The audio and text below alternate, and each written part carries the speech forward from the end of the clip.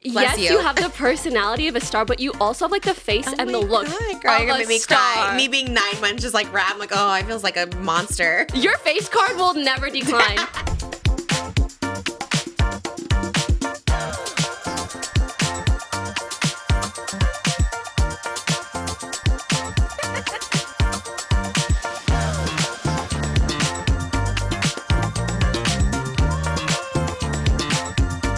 Shout out to the sponsor of today's episode. That is SeatGeek. Woo, SeatGeek. Make sure you click the link in the description to download the app. Hey guys, welcome back to the Just Trish podcast today. I am so excited.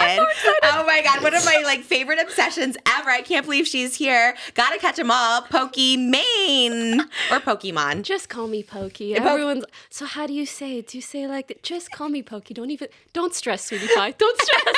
Just say Poki. It is stressful because I was looking to make sure I got it right. And I heard you on a podcast say everyone says Pokimane, but it's Pokimane because your name's actually Iman, yes. Which I actually didn't know either. And I was like, wow, I'm learning so much already. I don't mind when people say Pokimane. I'm like, that's like if you were reading it in English, that's how it would be read. So Pokimane. It makes sense. It's cute, but Poki's even cuter. And we've been calling you Poki. We're like, Poki. I love Poki. It's like a little nickname. Do you like it? Yeah, I feel friendly with everyone when they say Poki. I'm like, this is it. Hey, Poki. Oh especially because growing up, I always wanted a nickname, but my name's Iman.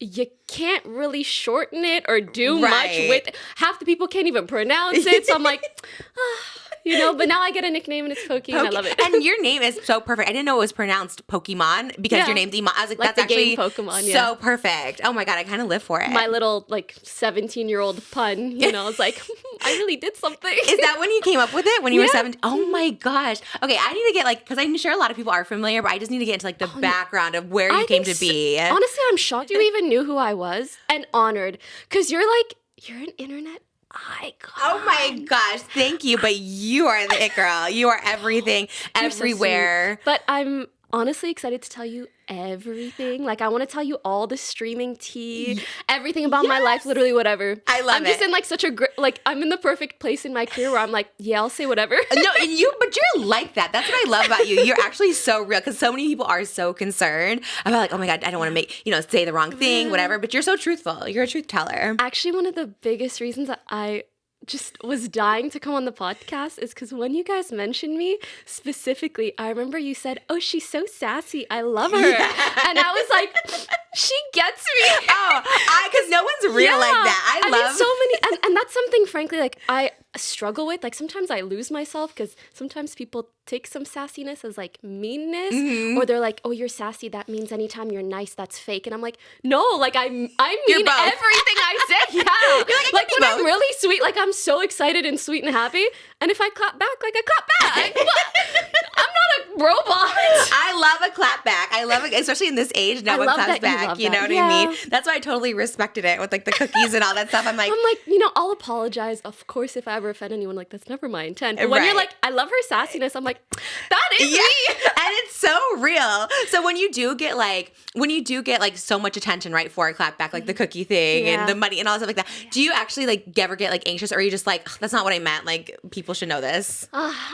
It's tough to say. It's almost girl, I split myself into two. There's me at home who's wait, what? Yeah. And then of course publicly I have to think through things, and if I ever apologize, I will never fake an apology. Mm-hmm. I need to mean it. So I really had to get to a point where I'm even though I know my intention, even though my audience or my community gets it, once a joke or some comment that you make gets to people who take it differently or interpret it differently, you really have to reflect and say oh, maybe I did let people get to me, and of course I'll apologize if whatever happened was not at all what I intended or what I meant. Mm-hmm. And that was very much the case. So I'm I do regret saying certain things if it wound up that way. So, but it's always I feel too, and you say it in fun and jest, right? I feel people just don't get it. Also, I feel because you are a girl, not to be that person, but we are that podcast. You know what I mean? Where you really are that podcast. I'll say that much.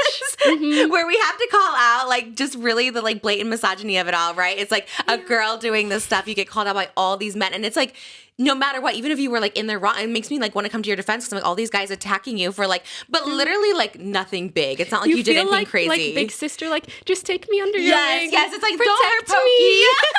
And you are. You're just so sweet and I don't know. And I'm you trying hold to have your a ground. good time. No, but really I do very much feel guilty if anyone like gets offended. That's the last thing I ever want to do. Like, I'm here for a good time, not an offensive time. No.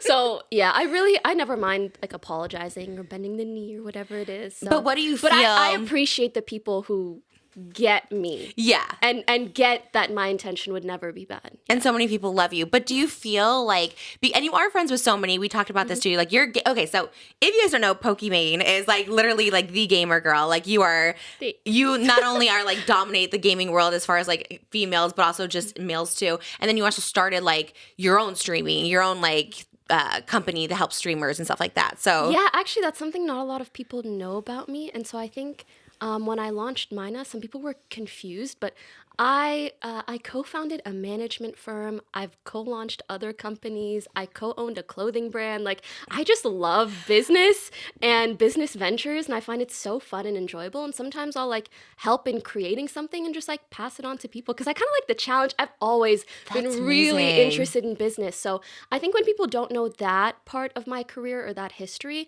sometimes they'll see something else and they'll be like, oh, this is like a cash grab or something else. But I'm like, yeah, we got to talk about the story behind there's these. so many things we could talk about. Even from there, we got so much to talk about. So, okay, so you start these companies. I guess let's go back from the beginning. Yes, so yes. you're, because we're just like it seems so opposite, but at the same time when I saw you, I was like, no, we're so connected. Yeah. Because you're like a gamer girl. You're into like science, math, which if you watch the podcast, like I'm always like math, science, who needs it? But you're such that girl. I got you. Not everybody needs it, but I got you. Yeah, no, I mean, because you studied, was it chemical engineering? Yes, I studied which chemical is, what even is that? I don't even know. That's a great question. Funnily enough, I actually went into chemical engineering because I loved the idea of product creation, like creating makeup products. Wow. Chemical engineers are part of like all of these processes. And back in the day, before I even saw streaming or content creation as a viable career, I was just like, I want to make cool shit. And I wanted to bring value to people. And so that's why I was studying chem eng. And then, well, I took a year off and never went back. Okay, so you were born in Morocco. Yes. And then you came to Canada. So your first languages were Arabic and French. Yeah. So yes. When did you learn English? So I was born in Morocco, which a lot of people don't know is in North Africa, like beside Egypt and Algeria and stuff. And then I immigrated to Canada with my family. And so French and Arabic were the languages that I first learned. And Canada is like a bilingual country. So depending on where you grow up, you might be going to a French school, which I did. So I started learning English in like the second-ish grade. Wow. Mm-hmm. And then I did immersion in grade 7 and 8, which is basically like half of your classes are in French and half of them are in English. Wow. Yeah. Oh my gosh.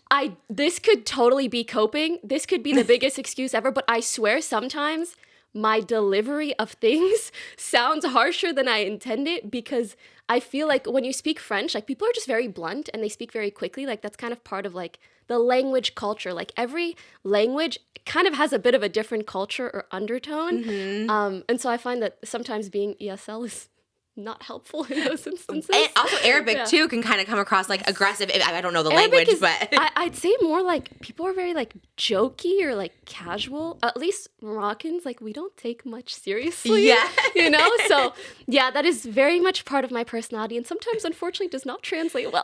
Right. So now you're like into English and you're like you have a little bit of jokey, you have a little bit of the of like Parisian the bluntness. Yeah. Which, a little bit of it all. That makes actual like total sense. And I feel like I would not look at you and think that you knew all those languages, that you came from all those countries. When I learned that, I was like, wow, that's actually like to me just like a Valley girl, like just Beverly Hills princess over here. And I was like, wow, okay, that's really some like depth to it. So you moved to Canada and that's where you go to school, you go to high school, and you're not doing content creation in high school, right? So I started streaming part-time my last year of high school, like senior year, near the end of the year. How does that work? You go to school and then you come home and stream? Yeah. And were you making money then? Barely. Like I never ever envisioned it to be a career path. It was just like, I don't have enough friends that game. Back then, gaming was not cool. Really? Now people actually know. Not at all. Really? I feel like it's such a cool thing now. I know, but back then, like, no one in my high school would game. I literally did not have a single other girlfriend that gamed. And I was like, I just want people to play with. I would mainly play with people either from neighboring high schools or just people I met online. Wow. Yeah, and so streaming to me was like a social media where I'm like, who wants to play games? Oh my! And what were you on? Were you on YouTube streaming, or where was Nope, it? just Twitch. Oh, so you were like starting with Twitch before you became even like partner. Yes, way before. There's so much Twitch drama. I was trying to keep up with it because I never kept up with it in the it's current so time. funny. Like I swear, out of all the platforms, like Twitch thrives off of drama the most. And you've been in and out of it, like not even just you intentionally, but you're like, okay, Twitch doesn't know what it's doing. Okay, I'm back on Twitch, and I'm like, what is happening over there? Yeah. Are we on Twitch now? Or are we off Twitch? So now we are doing whatever we want. Sometimes I'm on Twitch. Sometimes I'll be on TikTok. Sometimes I'll be on. Literally, I'll stream wherever, whenever. But back. For like my whole career, I didn't do that. Like I never streamed on other platforms, and I was exclusive to Twitch for a really long time. Yeah, I had like an exclusivity contract, and that ended. So now I'm like, I'm free as a bird. Okay, so you can kind of just go anywhere and everything. Were you on the billboards for it or anything like that? Like, Twitch used to make like billboards in Times Square. Aphrodite was on it. Yeah. Yes, they did like this animation. Yeah. And they put that billboard up. But I'm surprised you were never like the face, because to me, you are the face of gaming. Like, I don't even know. Actually, I was on like when you would download the Twitch app on the App Store. Oh, you were like the head. Okay, because I was like, you're definitely like spokesperson. And I know nothing about Twitch at all. And I was just like, all I know is that you Twitch on there. You stream on there. I do be. Wow, it is just crazy to look back on, everything. Honestly, all my 20s were like so devoted to this platform and this community. And are you strictly gaming? So in high school, are you strictly gaming on Twitch? So when do you, because what I love, and I love ASMR, you also did ASMR. So when do you like I make wanted to that? talk to you about that. Oh, when I found out that's how you started, I was like, well, I guess you didn't. I guess you technically started on gaming, but I thought ASMR was your first thing. No, I've just a little bit like you. I've just done so many random things online. Like, I'm just here for fun. And you're still doing it. You're just like, I'm doing a podcast. I'm doing cookies. Do this. I'll do some TikToks. I'm just having a good time. Are you? I hope you are. But yeah, it was way into my career. Actually, when streaming started popping off a lot more, I've always been a huge fan of ASMR. Like, especially when I'm really anxious, it's like the only way that I can fall asleep. And when my community like started really taking off, I was like, I kind of just want to like try ASMR for fun. And funnily enough, people just like when anyone does ASMR. Oh, so, yeah, I started toying around with it, and then I made a channel, and it garnered like a fair bit of attention, which I was really surprised. But it also got to a point where I felt like I couldn't consistently upload there with everything else that I was trying to do. And I have so much respect for ASMR artists. Like, people don't know the amount of effort it takes to make like a really good video. And for me, I kind of have that personality where if there's a lack of progression, I get bored. And I'm like, I can't keep upping the production value because it would just take up so much of my time. So I was like, it was a good time while it was. Let's move on to something new. How long were you doing that for? I would say a year or two. Oh, so pretty short-lived, because a lot of your like re-uploads are on there and stuff like that. I've never really said this explicitly, but I deleted I privated every video on that page. Yeah. Even though it had like so many views, and I was surprised how many people were interested. And why did you private them? I mean, maybe you'll have a good perspective on this, but frankly, I kind of went through a phase where I was so tired of the fact that I'm in such a male-dominated industry. It, to some people, gives them enough reason to sexualize me in ways that I just really despise.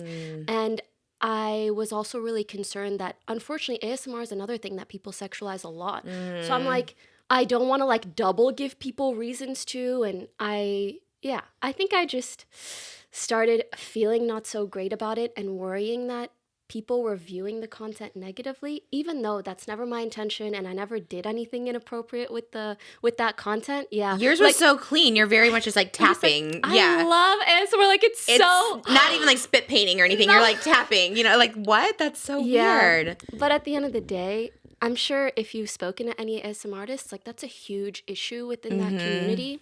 And I feel for them so much. And I'm like, girl, I don't know if I can fight two battles at once, you know? I feel like you're constantly battling that though, right? People just like sexualizing. You could just exist and it's like people are sexualizing you. Yeah, which is, why... It's just so weird to me. Like, I don't think anyone deserves to be sexualized, but you're also just like the way you present is just like innocent and sweet. It's not like you're trying. You know what freaks me out? Sometimes I'm like, is that why people want to do it more? Oh, it's like even more perverted. frankly, I don't know and I don't care.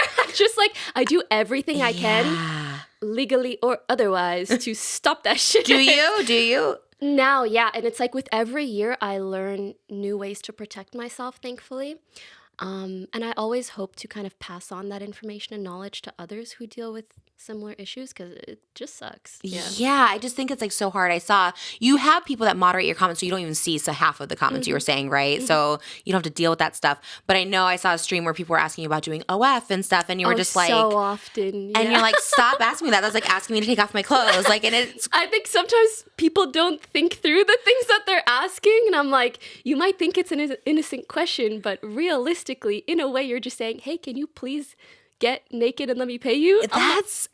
You had such a good response to it, because everyone's like, you're gonna make millions. You're like, I already do. And I was like, that is such a good response. Thank you. I didn't know you saw that. Of course. Frankly, my whole career, I've always tried to kind of like make a joke to make a point. Yeah. Make a joke. Make a joke to make a point. Because again, like I never want to offend people, and I don't want to like be so defensive, but I want to be like, can you please not? I know you did OF, and I so wanted to ask you about that. And it's another thing where it's like, don't you think if someone like really wanted to, they just would? They would just do it. Yeah. And the pressuring of someone to do it is like crazy. It's so odd. Especially because that's never been your brand. Like I feel like me, I've always done like sex work and stuff, so it like kind of made sense. But like for someone that's never done it, to like pressure them, it's like such a weird thing to me. Yeah, and I didn't want to be so like know about it in the sense of like implying that it's anything bad, because it's not like that at all. Like I very much support sex workers. I think true freedom for women is being able to and to not whatever you want regarding anything, really. And so I really wanted to ask you, like, what took part in your decision to do it and to stop? You know, I always felt like something I wanted to do, right? Like I just always was like that person. I used to watch like films when I was younger, and just I was like a stripper, and I'm like, I just seemed like a natural progression when like OF took off. I was like, yeah, I want to do this, and I did it for like 4 months, and it was fun and it was great. And then I was kind of like, okay, I'm kind of over it. But I feel like that's what I'm saying. I feel like we're kind of similar in that way. I'm over it now. Like it was fun. ASMR too. I think I did ASMR for like a year and a half, and I loved it, but it is so much work. It is. But people are re-uploading your ASMR. Like that's how I saw it yesterday, and I'm like, they're getting millions of views. No way. Yeah, that's I was like, you should put your channel back up. And you know, the people who are being weird and pervert, I mean, that's like on them, because it's like really so odd. Have you been getting that from like day one? Just for less of a better word, like creeps? Kind of. To be honest, like I've been online since I was like 11.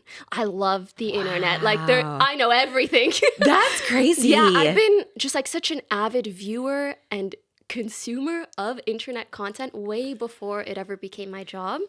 So I always knew like, yeah, there's weirdos out there. And frankly, I think I had an easier time ignoring a lot of it for a very long time. It's just as things progressed, it got to a point that it was like just really overwhelming and detrimental to my mental health. So just about like kind of picking and choosing your fights, figuring out what you're okay with and what you're not. And sometimes that changes with time. Like when you're young and just kind of going through it, you probably don't think about those things as much. But as I've grown older, I'm like, oh, I want to be a bit more selective with what I choose to do. And it's like after you stop being naive, like you can't go back to being naive, you know? Yeah. Then you like, but you are still so young, so it's like just learning it and like progress. But to be on at 11 is like actually so wild to me. So what were you watching at 11 years old? At 11, I was gaming a ton. Like I was playing MMORPGs. If you don't know what that is, it's like the kind of games where you make a character online. Oh, okay. I don't know. And then you like talk to people and maybe you fight things and you have cute outfits and all this stuff. Is it like Sims or is it like, I don't know.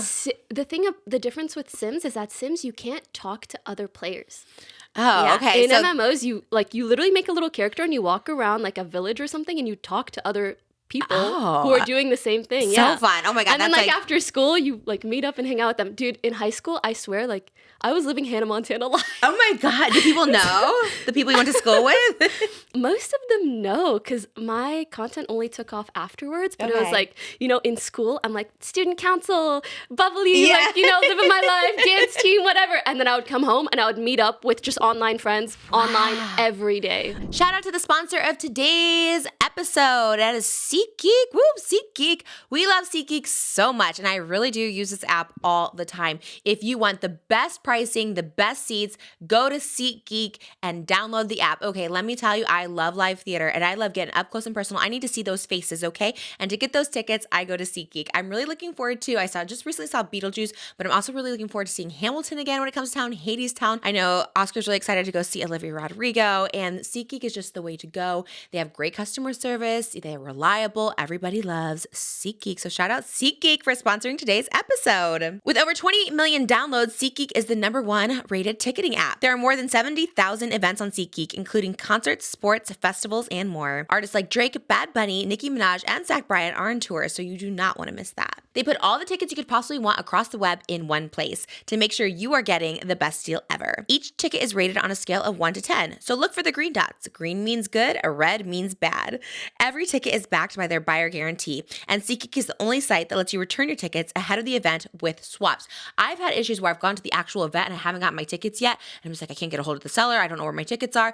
At the event, like while at the door, and they're like, don't worry, we can find other seats for you. They get something better or equivalent to it. They're so good. They're so fast. Even on weekend, at night times, they are there and they're ready to answer. I truly love SeatGeek. And I came through for you guys. Use my code TRISH, that's TRISH, for $20 off tickets at SeatGeek. That's $20 off your first purchase with promo code TRISH, TRISH. Make sure you click the link in the description to download the app. What were your parents, were they like so supportive? Or are they like, what are you doing talking to people online? Especially back then at like, what is this, like 2007 or something, right? So my parents, I think for them, anyone who might also have immigrant parents might be able to relate. They were a bit stricter. And so for them, it's like, we're just happy as long as you're indoors. Right. Like, you're not out partying with boys or whatever. You could do whatever you want on your little PC thing. Yes. Like, you're getting straight A's anyways. Like, they didn't care that much. Yeah. And like, as long as you're here before sunset, all good. And you're like, I'm here all day. I'm like, I'm definitely going to be here. And now what do they think? What, tell me. One time, I don't know what your high school dances were like, but mine were raunchy. Like, really? The raunchiest. We grew up in a little bit of a different time. Ours was very just dancing like this. Girl, people were like giving BJs in the dance floor. It was crazy. What? Actually, our specific high school year got dances banned from our school for like a year because they were just too bad, and a lot of kids were getting like alcohol poisoning. What? Anyways, and this is in Canada? Yeah. Shout out Canada. Oh my gosh. I swear I have this theory that like the more boring the town is, the crazier the people get, or the crazier things people do, because there's nothing else to do. Yeah. They're like, we're gonna do what? Oh my gosh. Anyways, our dances were so crazy that because I was on student council, I'd help run them, so I could go technically. Yeah. But I knew my dad like really didn't want me to go. So at one point, I started saying stuff like, okay, if you give me like a $50 gift card to this online video game, I won't go to the school dance. Oh, wow. And he would pay up straight. That's nothing. For $50, I would do this. Yeah. I would do this for my daughter too. I'm like, okay, stay home. Yeah, exactly. No, I was happy. I was like, oh, I get to buy a little outfit on my little game. You were a business person back then. You're like, here's how we're going to do this. Always.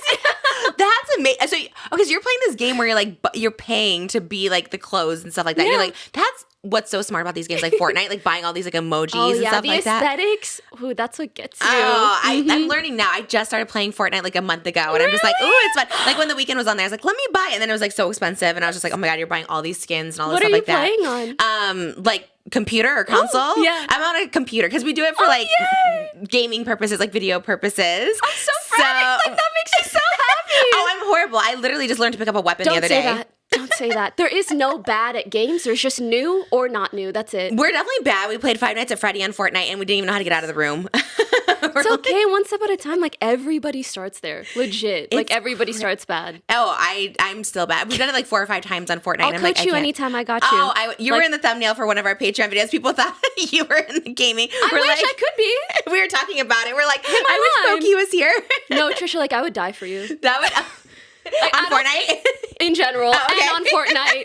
But, like, I've been following just, like, all of your eras, and it makes me so happy. That's crazy. I feel like you're really being given your flowers now, as you deserve. And I feel like this podcast is, like, the perfect thing you could do because you're so easy to talk to. You're just so bubbly and welcoming, and I love it. I love it. Thank you. That's so nice. I felt that way with you. Like I had seen just like a lot of podcasts you've been on and stuff like that, and you've like mentioned my name, and I always get so excited because you are like this it girl, and I always think again we're like on opposite sides of the internet. I'm like, oh, well, she'll never want to talk to me. So when we first DM'd, I was like I'm so excited. To scoot your way. I know your way of the internet. So I love this part of it because this is the kind of content that I consume the most. Like I don't really watch gaming videos as much now. Really? Yeah, which is why I'm like streaming a bit less, dabbling in other things because I mean, like, gaming isn't the only facet of my personality, you know?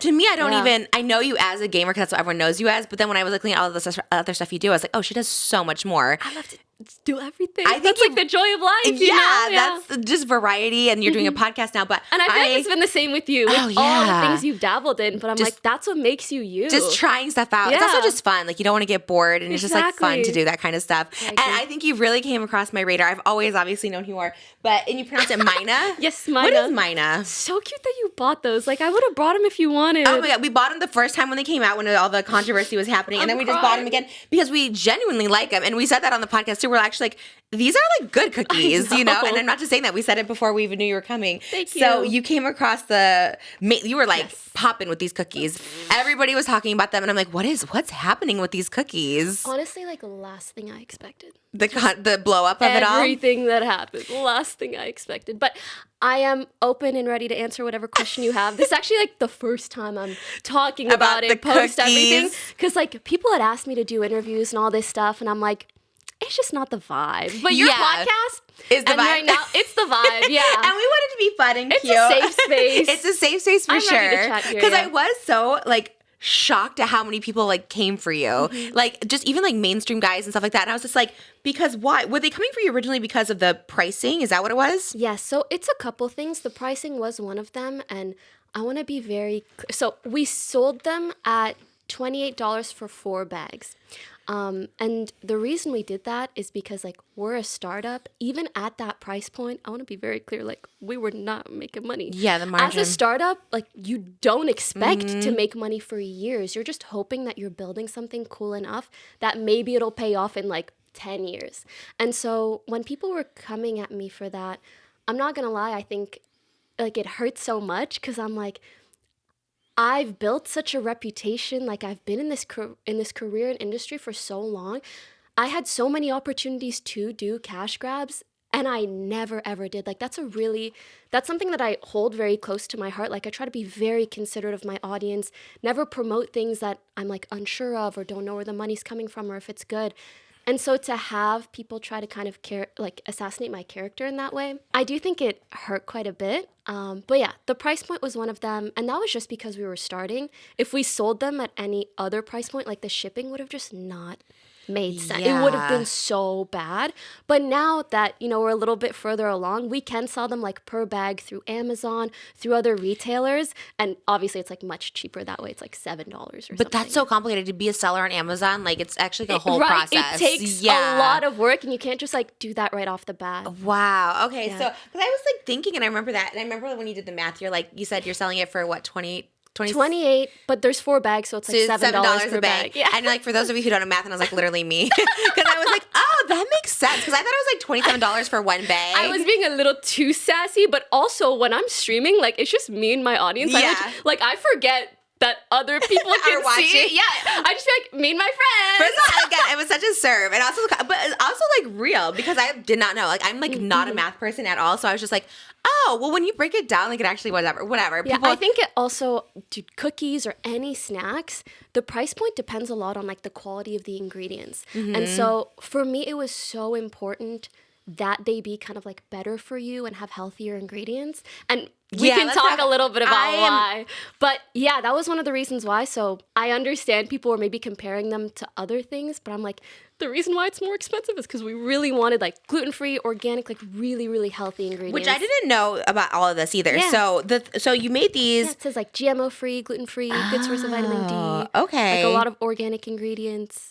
All this stuff, All yeah. of All this it, stuff I yeah. don't know. I just know it sounds healthy. So, okay, but that's what was also so interesting to me because when we were talking in the DMs, we were talking about this, that you did have a PCOS diagnosis. Oh, yes. And that no one knows about. And so then you had to start this health journey, which is led you to making healthy cookies. So when you got the diagnosis, were they like, okay, cut out everything in your diet, basically? Yeah, so I've never spoken about it publicly because I was diagnosed like a year or two ago, but I've had irregular periods my whole life. And I've been talking to doctors about it my whole life. And it's crazy to me that it was only until I was like literally in my mid-20s that a doctor could say, oh, actually, it's because you have PCOS. Wow. Also, side note, I have the same gynecologist as Rihanna. Oh, that's a I know. slay. That is such a flex. How Wow. did you know? Because I heard her mention how much she loves her gynecologist in an interview recently. And I was like, who's a good gynecologist? So I went to look him up. And it was the same name as mine. No so I was way. Oh my gosh. Wait, so you already were going to this person before? Is it a boy or him or her? It's a lady. Okay, love that. woman. I always, For some Yeah. reason, I'm getting a lot of boy gynecologists. They're just good, but I don't know. Girls might be She's better. great. Oh my gosh, okay. Yeah, and she diagnosed me with PCOS. And I mean, I'm not sure how much people exactly know what that is. There's like a range of symptoms that it can or can't be. And I think we should talk about it because so many should. people like... A There's lot of more so- people are talking about having it, and a lot of people don't know what it is, including me. I didn't know. The first person I heard influencer was Miss Remy Ashton was talking about having PCOS. She was one of the first Yeah. influencers I also heard talk about it. Yeah, and I was like, wait, what Yeah. is that? So I looked it up. For people who don't know, it's polycystic ovary syndrome. Yes. So it's your ovaries. Yes. Okay, so what else does it entail? How did you know? How did they know? How do you diagnose that? So in the past, people would only diagnose it if you struggled with like really severe symptoms that can occur, like if you're overweight, if you have acne, hair loss, or too much hair gain, like things that happen when you have a hormonal imbalance. But the truth of it is, yes, those are symptoms that you can have, but you can have like a wide range of symptoms. You can have none of those symptoms and just have like irregular periods. The way that I like to describe it is like, essentially, I am hormonally sensitive. Like if I'm not taking really, really super specific good care of my body, I'm just not going to get my period. My first year of engineering, like my first entire year, when I was like 18, 19, I didn't get my period once. What? Just a hormonal imbalance. There's Like, I'm just very hormonally sensitive. If I stress too much, if I don't eat very clean, like if any of these things, Wow. I lose my period entirely. It's just gone by. crazy because you weren't overweight, you didn't have acne, you weren't losing your hair, so you didn't And so have. doctors didn't want to like further look into my case at all. I did ultrasounds, I did blood tests, I did everything. They just kept telling me like, go on the pill, go on the pill. And the pill can help people, but it doesn't help you better understand your body, and it doesn't actually like fix your problem. It's almost like a Band-Aid fix at times, though it can be really helpful. For me, it was just like, I wanted to be able to regulate my period naturally or understand what was going on with my body. And I didn't want to talk about my diagnosis for a little while because I think anytime you're diagnosed with something, there's like a bit of shame or feeling like, oh, is something wrong with me? Or are people going to judge me? But at this point, I'm like, people need to know because not like, so many more people have PCOS than they even know. Because people aren't checking it. It sounds Yes. like the doctors aren't checking it. Not at So maybe all. like you should ask like, if you don't have a regular period, If you have acne, irregular periods yeah. at all, please get checked because it's really important to know whether or not you're diagnosed because it helps you make better choices in your life, especially in regards to conceiving. I recall you did a video about having, is it PEI or I had pelvic inflammatory? Oh yeah, something. PID. Yes, PID. pelvic inflammatory disease. Yes. Yes, I did have that. I also had a lot of things happen during my whole fertility journey. I had chlamydia, which gave me like scarring of the tubes, and then I had pelvic inflammatory disease. So it was just a lot of different things that like doctors were telling me like what's wrong, and it just. Yeah, having trouble conceiving, and a lot of people just didn't know what to do either. You know what I mean? They're like, "Oh, just do IVF." And then how we did the HSG test, which a lot of people don't tell you. It kind of like clears out your tubes and stuff. But yeah, all that stuff I was like so unfamiliar with. And PCOS, I don't even think I've ever been tested for it. Like, to be honest, maybe I've had it because I've always had trouble like losing weight. I used to have horrible acne, and literally just Then being maybe, pregnant, I yeah. had because I don't know. And that's what. I just all found about this recently, and when you told me about it, I was like looking it up, and I was like, "Oh, this is like, this might be something." How do they test for it? So there are hormonal tests you take and typically also an ultrasound. So they see like basically like if you have cysts or fibroids. I've actually never, like cysts can get really bad. You never Sometimes you had have to it? get them surgically removed. I've never had a huge issue like that. luckily, but I might in the future. Ultimately, it's just about understanding whether or not that's possible for you.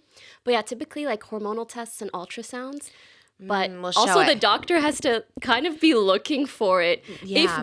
A lot of doctors will just look at you and be like, oh, you don't have acne, so you can't have PCOS. But that's not the case Right, or at you're all. like not overweight and they're like, oh, you're fine. Yeah. Yeah, that's not the case at all. And yeah, it's just really important information for people to know if they want to have kids someday or, conceive or honestly just any health kind of regulation.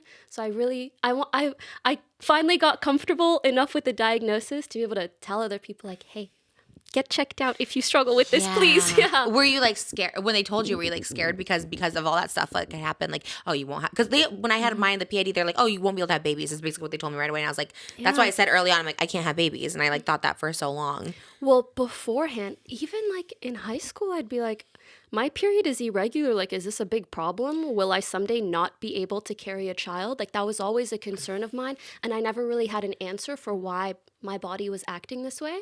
And then when I did find out, they did tell me, like, if you have PCOS, you have to be a bit more careful because you know how as you get older, it can be harder to conceive. The reason why is not necessarily because we're lacking eggs. It's actually because the quality of our eggs decreases as we get older. And when you have PCOS, it can decrease even quicker. Oh my gosh. Yeah, so people, like, it's really important for them to be diagnosed so that they can make that choice for themselves. Like, do I want to freeze my eggs? Do I want to conceive earlier to have better chances to? It's just, it's really important to know. Yeah, because I didn't even think about it. So it really just weakens your eggs in some way. Yeah, it's just really, it's because it's such an umbrella term and like people can have different severities of PCOS and it can look so different in one person than another. So it's hard for me to be like, it's just this. Yeah. So the best way I can say is like really hormonally sensitive. Yeah. So if you have irregular periods or lose your period quickly or maybe get it too frequently, it might be something that. And I feel like that could mess with like your mental health, right? Because girl, your hormones. bro, your period in general, Right. my luteal phase, I switch personalities every other week. What was the phase? Tell people, I'm so sorry. I'm so sorry I'm being down bad on my main. It's just because, I'm ovulating. Sorry I'm being pissy. I'm in my luteal phase. That's what you should have said during the cookies. You're like, you sorry, guys. My luteal phase. What's a luteal phase? What is that? Oh my God. I don't know what that is. I didn't give you a science lesson. I know. Oh, is it a science? I know nothing about Really? science. Oh, yeah. Okay, we were just talking about this the other day. I was like, what is the solar eclipse? I have no idea. I actually don't know much about the solar eclipse. But Okay. periods, I have learned everything. That's another reason why I was like, I'm going to keep this diagnosis to myself. It's like I feel really confident talking about it. But yeah, women's menstrual cycle, it's basically like 4 phases. So let's say you get your period for like 1 week. That would be the first phase. And then you have another week and another week and another week. The week right before your period, that's your luteal phase. The PMS phase. Luteal. What's it come from, the word luteal? I've never I feel heard like it. it's like something to do with the moon or... Is it luteal or luteal? Luteal. Oh, L-U-T-E-A-L. Okay. Okay. Okay. No, you don't have to know it. I've never heard that word before. Yeah. There's this new or kind of newer like trend of cycle syncing, which basically, No, wait, what? Why would you want to do that? We can sing together? No, not like that. Like apps where it'll show you like what phase you're in. They'll tell you like, oh, usually during this phase, it's maybe easier for you to strength train versus your luteal phase, take it easy at the gym, maybe do some Pilates or yoga instead. Because like our hormones change over the course of a month, but a guy's hormones change over the course of a day. Like they just reset every day. Oh, interesting. Yeah, we are different like every week of the month. This might be different for people on birth control because your hormones are regulated differently, but when you menstruate, that's very much the case. Yeah. And I've never done birth control either. So like that, when you say that's different, it like helps you regulate your hormones. So birth control, I don't know if you know this, but birth control almost like tricks your body into thinking it's pregnant. Oh, I didn't know. I know I feel awful on it. Like that's why I couldn't be on it because I feel terrible. I know. It's awful. And people also don't know that like if your birth control is making you, or honestly, if you feel terrible and you're on birth control, that might be the reason why. Yeah, that's how mine was. A lot of people start attributing certain characteristics to themselves, but they don't realize like it's just their hormones. Like you might think that you're just like a really sad or pissy person, but it might just be like a hormonal imbalance or the wrong birth control. And there's hundreds of different types. So if the one you're on right now is not good for you, like just know like there are options. Try something else. Like women's health is so outdated. Yeah. Like, it's just not researched enough at all. People don't talk about it enough. At all, to like know that the mental health is also like attributed to something physically going on in your body. Because out there you would just think, I'm just crazy. I'm just born like this. I'm traumatized, whatever. You're not crazy, babes. Yes. You're not. It's just your period. And it's so real. It's so real. Because it's always a joke. Like guys or girls or whatever will say like, oh, she's on her period. You know, like if she's angry or something like that. But it's like such a real thing. It's like hormones are very, very important to understand. Yeah. And I actually don't know any of it. But the PCOS now, how does it affect you in your day-to-day life? I would say so. Like, I feel like every couple months I'm like learning more how to better take care of myself and manage things. I think it makes me way more aware of anything that I do or eat or... Yeah, it's made me a bit of a health nut. Like, I'm a supplement freak now. Oh, really? Yeah, and very much like I just love yapping about hormones to anyone that'll listen. I love this for you. Like, I didn't know. No, when you were telling me about this, I was like, wait, this is so tea. Because I watch so much stuff of you. I've influenced so many of my friends to go off their birth control. You're like, it's or to like scary. find a better alternative. Yeah. And then they're off of it and they're like, why do I feel so much better? And it's so real. And I know it's like controversial because people like need the birth control. But if you are like struggling. Yes, it's just like if it's impacting you badly. Mine then just know like there are options. Yeah. And like I was always looked down upon for it because I was like, I just can't do birth control. And it's like, and obviously there's so many other options, like you said, like to prevent it. But it is like so scary. And I was like depressed on it. I was like it was like crazy. And it was the birth control, which you think is so normal because everyone's on it. But, exactly. Yeah. I guess the main issue is sometimes people like they're not being told enough information to know that certain symptoms can come from their birth control. Because everyone's on it and it's so normalized, people just think, oh, like it can't be that, I'm the problem. But a lot of the time, it's just like really just like a chemical or hormonal imbalance within you. Like that's not the problem. what works for someone's body does not work for your body necessarily. So you're doing clean eating, which kind of led to your cookies. So that's right. So that's how it came I went about. on like this huge health trip, and especially post-COVID, I gained so much weight during COVID. Did you really? Oh yeah, girl, like 15, 20 pounds or something. I think we all did, It was a good time. You're just inside eating. Yeah. So yeah, I went on a health journey, just started working out more, and like my mind was blown when I found snacks that had healthy ingredients but tasted really good. And I was like, this is what I want to make, honestly. And I've had a lot of opportunities to sell things in the past, but if I'm not excited about it, like I'm not going to do it. But this is something that obviously I love. And I do kind of regret maybe not filling people in on that journey as much because it led to them maybe assuming the worst when I came out with something that not everybody understood. And I often forget that it's not just me and my community online. Like there's a whole audience of people who know me but aren't in my community, you know? So sometimes the wrong narrative can just like be spun out of something because they don't have as much context. Like the cash grab was the big thing with this. Like, oh, it's a cash grab. But it's like Girl, you said, I haven't made $1. and you've been doing it for so long. Like you said, you never put out a product before. And not only that, I haven't sold an NFT. I haven't done any of the really? things. No. Oh, I feel like that was such a thing all the gamers were doing, right? Oh, wow. Yeah. Oh, that was like so you're 6-7 figures. But I'm like, wow. Those are actually cash grabs. That's crazy. That is actually wild. So you never ever did anything for like based solely on money. And then this comes out and they're like, oh my God, it's a money grab. But you're actually like. Yeah, like I cap my donos. I don't know if you know what that No, is. what is that? But you know how people can donate to streamers? Cap to donos. Yeah. Oh, no, I actually don't know this world. Is that how you make money streaming? I want to answer all your questions. I do want to know. I feel like literally a dum-dum because I don't know any of this. You're not a dum-dum. It's like, how are people making so much money? I will explain everything Okay, to so you. they donate. So when you stream, you know how on YouTube, a subscription, like it's almost like a follower. Like they just click and they watch your stuff. On Twitch or in streaming, a subscription is actually someone who pays you $5 a month. Yeah, like if you're, and in the chat, they have like a little icon beside their name, so you see who's subscribed, and they get special emotes and maybe privileges, things like that. Okay. So you have subscriptions, which are a part of like your monthly income, and there are donations, like people can send $1, $2, $5. Sometimes people send a lot more, and they can attach a message and it shows up on the screen so you can respond. Ooh, that's fun. Oh my God, I would live for that. It's like a virtual strip club kind of. It's like, Woo, $5. Thank you. You pay more attention to the $5 than the dollar. Well said. Well, it's like a virtual strip club. But mine is not the sexualization part of it. But I love that fun aspect. Way. It's a fun way. It really is. Like, I love the engagement part of donations. Like, people can say the funniest, craziest things through donations. Aw, and they just love it because it's like you said, it's like a community. So they're like, we're all here. Yeah. That's cute. I also like drag queens too. Like at brunches, they give them like tips. That's cute. Okay, I like it. Yeah, all right. There's that, and there's sponsors. So you can take like a sponsorship every month, and you put like their little banner under your stream, or maybe you post about them or whatever like it is. Like a company sponsors you. Okay. Yes. And they pay you a certain amount every month. Yeah. So this is on top of like Twitch giving you exclusivity money. So that's the big one. Okay. In the past, streaming platforms used to do exclusivity contracts, and that was where like the big money was. Yeah. Oh, okay, because I know you were talking about platforms on your podcast, the Don't Tell Anyone podcast, where you're like, what makes the most, what makes the least, and you're like, TikTok, absolutely nothing, trash. But then you were saying YouTube. Yeah. I think Twitch was number 2, and you put YouTube above Twitch, which is wild. So is it streaming on Twitch that you're making more, or the videos? Like the videos. I think I put YouTube above Twitch because it's more stable, more consistent, and it like every piece of content you come out with is almost like an investment.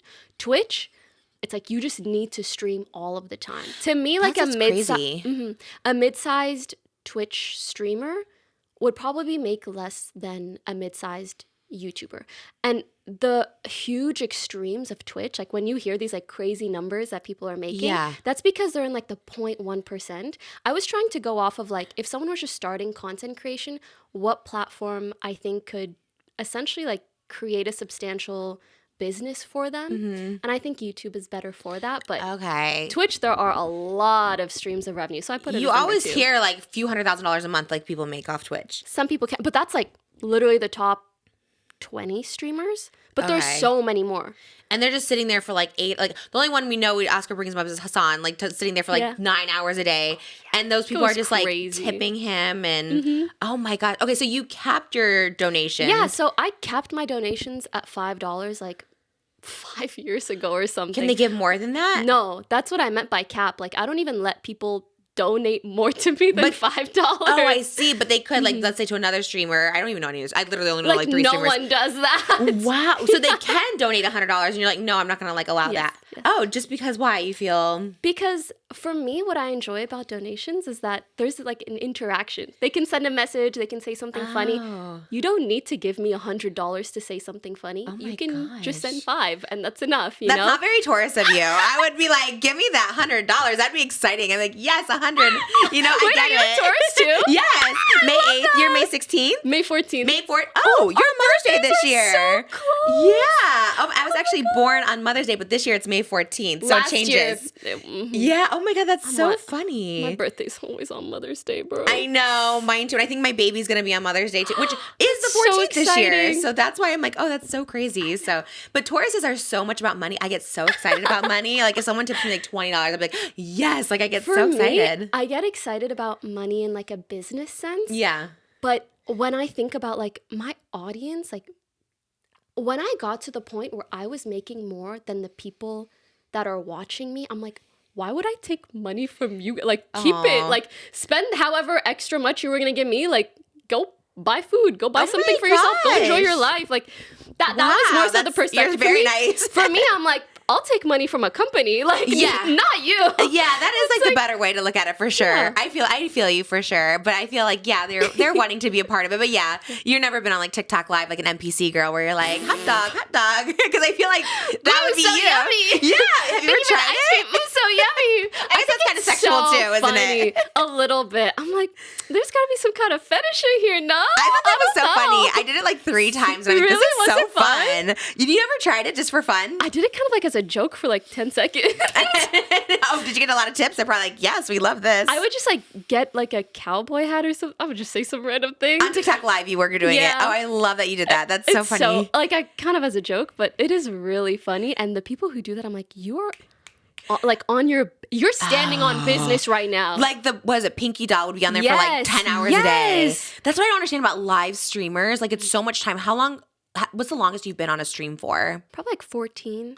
But a lot of people do like 24 hours. I've never done that because I'm like, I can't sleep on the stream. I don't know. Sleep on it? Girl, yes. And they make money while they're sleeping? Oh, yes. That's kind of genius, actually. It is. And you know what's funny? There's even, there's a system where people can send videos. So you can be asleep, but if they send a really loud video, it'll like wake you up. Oh my God, that's kind of everything. They're like, wake up. Like streaming is all about interaction with that, which I think is why I streamed for so long. I love interacting with people. Yeah. Oh, yeah. That sounds like my worst nightmare. I'm just like, I don't want to interact. Yeah. I love yapping. You know, that's just... Then so that's what you so you game, but is it just ever where you just talk? Sometimes I just see people talking just to the chat. Yeah. Do you ever do that? You just like sit there and talk? Oh yeah, just chatting. Is what You don't necessarily have to play a game to do it. Not anymore. But you know, not a lot of people know this, but like years ago, Twitch didn't allow that. They were like, you can only talk for 45 minutes to an hour max, and then you have to play a game. What? And now they're like, just give us the money. It doesn't matter. Yes. No, actually. Wow. They used to monitor that stuff, actually. Really? Mm-hmm. I wonder why they cared. I guess they thought they just wanted it to be a like, gaming. We're a gaming platform. Yeah. Now we're like we're whatever you want us to be. You remember the era of like hot tub girls too? That's when I heard of Twitch, and I remember like, oh, girls just in the hot tub. We tried it. We tried it for like a couple of days. I'm like, I don't understand it. I don't know how you make money. Like, I was over it because I couldn't figure it out. But it sounds exciting. You should have called me. I would have helped you figure it out. Had I known back then that you were so cool, I'd have been like, girl, how do I do this? Because any platform I've joined, including OF, I always find like the most popular girl and be like, how do I make this work? You know? Yeah. I love that. And they're helpful too. Like every girl has been so helpful. But yeah, I don't know. Gaming might not be my thing. Streaming too in general. Again, back to like just creepos, you know, like not in the best way possible, I guess. But like, you know, the ones that might get a little too attached to you, like fans. Do you ever like any crazy ones? That's a wrong word to use. Like any extreme ones come to your house? I love when you're like on your little PR arc, you know. I know. That's not the word. I use crazy so loosely, but you know, yes. Extremists. I get what you mean. Okay. A little extreme. I've had a couple extreme things happen, but luckily not for a while. I really think it is completely correlated to like how much you stream. Ever since I started streaming like a bit less, even like 2-3 times a week instead of like 5 or 6, it's almost like harder for people to be like that attached to you to the point that it gets a little extreme. But I used to live in a content creator house, like a streamer house. I just found this out. That's when we had issues, swatting. The police showed up once with like AKs. I was like, wait, what do you do in that situation? I was thinking the same thing because like basically what happened was I was actually filming a Fortnite video. I'm in my room filming a little intro, blah, blah, blah, and you hear, da, da, da, da, police, open up. I was like, what? Oh my gosh. And I went outside my room and there was like this big window that shows me like outside of the front door. And I see a guy, like a cop there with like a massive gun. I think an AK. Oh my I feel like I should know my guns by now. I play enough shooters. Just Fortnite. Like a massive gun. And I kind of hesitated for a second because I'm like, what if they assume the wrong thing? What if this goes terribly wrong? Like, I really did not know what to do. Yeah. I was like frozen in fear for a moment. And I kind of like, I went down and I spoke to them through the door. Like, we need to do like a wellness check. We got a call about someone being in here with a hostage, all this stuff. Oh my gosh. Yeah. I think now cops know a bit better that sometimes these are just like prank calls that audience or people do. Oh my God. And do they catch the person that did the call? Sometimes, yes. Yeah. One of them was, and he was sent to jail. Actually, this is so sad to say, but one time someone got swatted, which is when like they fake call the cops on you and the police just like slam through your door. They assume the worst because they've been told the worst. Oh my gosh. And once someone was swatted and the cops actually... Oh my gosh. Yeah. The person died. Yes. Oh my God. Yeah. And the one who called in that instance was sent to jail. For life? Because it was like murder? I actually don't recall how long, but... Oh my God. That is so scary. I just hear those stories and it always seems to be like people streaming. Mm-hmm. So that's why I was always just like, now you're in like a safe like building with like a Thank doorman God. and stuff like that. But just for the people who aren't, like the house situation. Mm-hmm. So how did you get into, oh my God, wait, there's so many because then I want to still talk about the health of the cookies, you know. So you cap the donut. Any spicy questions you have, like that's what I'm here for. Like, I want to answer everything you guys, especially like anything you think your audience is curious about. I'm like, I'm an open book now. What's up? Everything, because I'm just like so fascinated by all this stuff because like that extremity. It is such a bubble. Like people know about streaming and Twitch, but you don't really know what's going on unless you're in it. And when you're in it, you're so in it. And you're in. Would you say now because you are kind of like the set, you are in it and you're friends with all these gamers. Did you befriend them because you're like all peers and you thought like that's like the way to go, or did it naturally happen? So you're like in this content house. Is it all girls? No, I was in one house with all girls, but for like 3-4 years, I was in a content house, and we were called Offline TV, and we had a YouTube channel. Oh yeah, yeah, and we called it that because I'm like, let's show people what we do when we're offline. Oh my god, and then you're still online. Yeah, in a way. So we would film like YouTube videos and things like that. So technically, I helped co-found that company because like there's still a channel. They brought in new members, all this stuff. But I was there like at the beginning, and that was a really fun. To me, it was like a business venture, like my very first one when I was much younger. But yeah. Back then, it was like 7-8 people in a house. And to me, I didn't think about it. I was just like, I want roommates and people who do the same thing. Yeah. It was just like a fun thing, almost like a no-brainer. Like, why wouldn't I live with people who do the same stuff and understand me? Is this before like Hype House and stuff? Like, it was maybe a bit before or right around the time. We weren't like the first content creator house, but we were the first in like our industry to do it. Wow. Before it had been like maybe like Logan Paul or someone did right, they had Team 10, I guess. YouTube house, yeah. And I was like, girl, we should do the same thing. Oh, that's so interesting. And so then you guys would all make content together. But you're not like managing them. You're not like taking like a percentage or anything because you have the company that you have now, the RTS, that is management. You're like managing people. I co-founded an actual like management and consultancy firm. So we manage some like pretty big streamers, some of my friends as well. And the reason I wanted to launch that is because I felt like throughout my career, there were so many things I learned, so much trial and error that I did, so many things that I wish I could have gone to someone and be like, what the heck do I do? How do I pick the right person for my team? Do I need an editor? Do I need a manager? Do I need an agent? All of these things. And I'm like, I want to replicate the system and team that I have for other people who need it. So that was a big reason why I launched it. And we also do consultancy. Like if any companies want to come into the gaming space, but they're like, we don't understand this world at all. And the audience on Twitch is so picky. Yeah. Like everything is cringe to them. So I'm like, let us help you. Yeah. We'll navigate it. That's interesting. So of all the audiences, you say you think Twitch is like the more... So picky. They seem to be so like harsh. It's like another language. Right. Yes. And what is it about it, you think? They're just like, they get like annoyed if you get sponsorships or like what is that annoys them or just anything? I think nowadays people are way more understanding about that kind of thing. Yeah. But I think it's because, as I said, like it's such a bubble. Knowing what comes off inauthentically is hard for most companies. Frankly, even a lot of sponsors on most platforms will be like, say exactly this, do it this way. And I think that just really rubs a lot of gamers off the wrong way. Yeah. Because again, it's like the culture is so specific there a little bit. I would almost make it similar to like Gen Z TikTok. Like there are very particular things that they like and don't like. Right. And also a lot of gamers are also Gen Z. So yeah. But they're also like, this is my like gaming, almost like yeah, like you can't. They're a little protective of it. Yeah. Totally. So you have to make sure that if you're a company who wants to be a part of the space, like you're bringing value, you're not, I don't know, being forceful or being inauthentic or clearly only there to take advantage of people. If that makes sense. And just get like the money of it all. Yeah. And would you take like the sponsors when you talk about that? Is it like drinking something? Is that like a sponsorship on Twitch? Like how else are you gonna do it? Or do you do like an ad read? You're like, hey guys, today we have an ad read from SeatGeek or something. Yeah, both. So for example, I've had sponsorships like for example the headset or keyboard that I'm wearing. So that I'm using. Oh, I see. So you're like wearing like the kitty ones or something, and then people like wear. And I'll have that like underneath my stream, and usually that kind of thing will just pay you every month because you're wearing it every day. Versus sometimes you might have like an hour sponsor, so you'll say like, okay, for this hour or this hour segment, Doritos is sponsoring it. And we're going to be eating this. We're going to be doing that. Blah, blah, blah. Are you like eating Doritos as you? Yeah. Oh my God.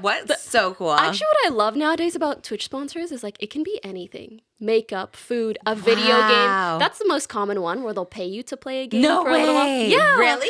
That's how I started playing Fortnite. They sponsored me. Fortnite did? Yes, because they're like the biggest. Like, why? Oh my God. And they just blew up and I just kept playing it. Were you like your dance was in it or like? Was that your? Okay, so I was so confused. What is an emote? What does that mean? That's like you're the character? So you buy emotes and it's like a dance or it's an action. Like you could do like a high five emote or you could do a whole dance as an emote. It's just any action that your little character can do. But yours was doing like a full dance. Yeah, like you were so doing I made this little dance and I was like, can the music sound like this? Oh my God. So you created the whole thing. Oh my God. Yeah, and they paid you for that. Mm-hmm. Oh my God. That's so cool. Because I would think. Actually, I don't even remember if they paid me. But you're just going to be in the game. I mean, yeah. It's like just such a bucket list thing as a game. Sure. I was so honored, and I still am, I was like 22 or 23 or something. And how did that even happen? Did you have a manager or they came to you or like? Fortnite just had like maybe a contact at Twitch or knew my manager and just messaged us and they're like, are you interested in making an emote? And I was like, hell yes. God. You know what's so random that I'll never forget? Like, so I had to make a TikTok of the dance, the emote, and the same day, like I had a surgery to remove like a lump from my breast. Oh my gosh. Girl, I literally did a surgery. What? Came home, filmed a TikTok for Fortnite. That same day? Yes. Oh my gosh. Like, you're not even, especially like breast surgery, you're not supposed to like move and do all that stuff. No, I was like, F it, let's go. Wait, did you not think like beforehand, like the day before, maybe I should make this before I go? It was a tight deadline kind of thing. They're like, we need it tomorrow. Oh, I respect that hustle so much. I was even when after I get birth, I'm like, I'm ready to come back. I want to come like that day of and be like, I gave birth. It is such a funny thing as a content creator to like, the hustle is so real. Yes. And it's like, but I love the dedication that you were like, I'm going to do this. Oh my gosh. It's also just like sometimes the excitement when like there's momentum and you're just hyped about something. You want to go back to it. For sure. Do you think that was, we're looking at your career, I mean, and you're always doing something different, but like you were in the Free Guy movie. And it's like, is that like where you're like, oh my gosh, this is like where like you just thought, this is the up, I'm going up. I was just so excited that people were paying more attention to streaming. It always felt like streaming and gaming is just something I've always loved for so long. Mm-hmm. And I was like, not enough people realize how fun this can be. And I want to show people that gaming isn't just for someone who's like super hardcore and dedicated and only wants to play this game. Like to me, you play Sims, you play Candy Crush, you want to play on your phone a little bit. It's almost like Candy Crush, is that part of the gaming world? Anything is I didn't know. Any game for me, I'm like, you're a gamer. Like that's how games should be viewed. Yeah. That's always kind of been my dream. And that's kind of how it is in Asian countries. Like, girl, in like Korea, if you're an esports pro, you're a celebrity. Really? What's esports pro? What is that? So like Madden? Like even Fortnite, I don't know. If you play competitively, you're like an esports professional. They're like huge tournaments. They get big salaries, like 6 figures, 7 figures. And they're all just like gaming together on their consoles or what? A lot of the time it's PC, yeah. Okay. I love a PC because they're cute. They're like it's pink and literally stuff. athletes, but for games. Wow. And then people like go crazy for them over there in Korea. Korea is the place to be because that's where the mukbang started too, like the eating and stuff. And I was like, maybe that's the where to go. They are always ahead. And they know, and they were tipping mukbangers. That's how I found out about mukbang. I remember people getting like money live. Streaming? Mm-hmm. Yeah. And they were streaming eating. And that's how I found out about it in like 2012. And I was just like, man, I wish I could do that. Just like eat. Do you still do mukbangs? Not like I used to, not like the big food and stuff, but streaming mukbangs would be like so fun. Do anybody do it? I don't think anybody does it anymore. We only do a very casual, like we don't have dedicated mukbangers, but every now and then, like if we're somewhere, we'll just be like, we're going to do a mukbang of this. Have you eaten on stream? Oh, yeah. Because that also, some people hate that. I love eating. I love it too. I love food. Do you want to do a mukbang? I would. Oh my gosh. Go off. I'd never seen you do one because I looked up everything about you. I haven't seen you do like what would you eat? Also because you're now anything. But you're on your health journey now, so it's like harder to be probably. Fair, for me, part of that health journey was like figuring out, okay, how do I still enjoy myself while still taking care of my body? I kind of follow this like 80-20 rule where like 80% of what I eat is typically like whole foods. So it's not like I avoid a specific meat or grain or something. I'm just like, as long as I know what it is, like it's a whole food. It's just beef, not processed, not whatever. Like you're cooking it at home or something. Yeah. Okay. And then 20%, I'm like, girl, enjoy. Really? I'll still do a mukbang. I'll do whatever. Okay, interesting. Because I think that's that should be like your next foray is like helping people with like health and like learning that it's like not hard, I want to showcase that a lot more to people. And I think that's one of the things that, frankly, like the controversy taught me. I'm like, oh, maybe I'm not being as open as I should be.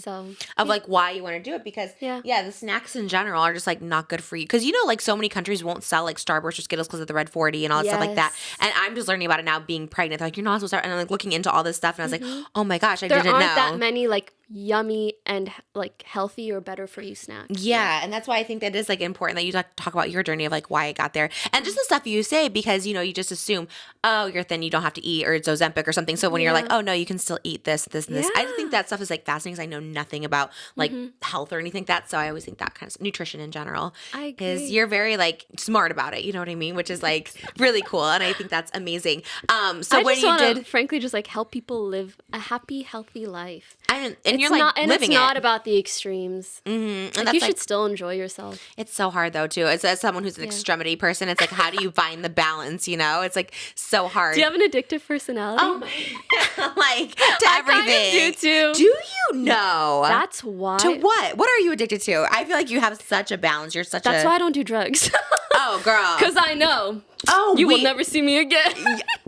Yeah, same. We have a similar story why we don't drink, because I saw your... Oh, I didn't know you don't drink. Yes, Whoa. and I saw your story, and I was like, this is my story. I think it was on your podcast where you're talking about how you were traumatized in like your freshman year of, was it college?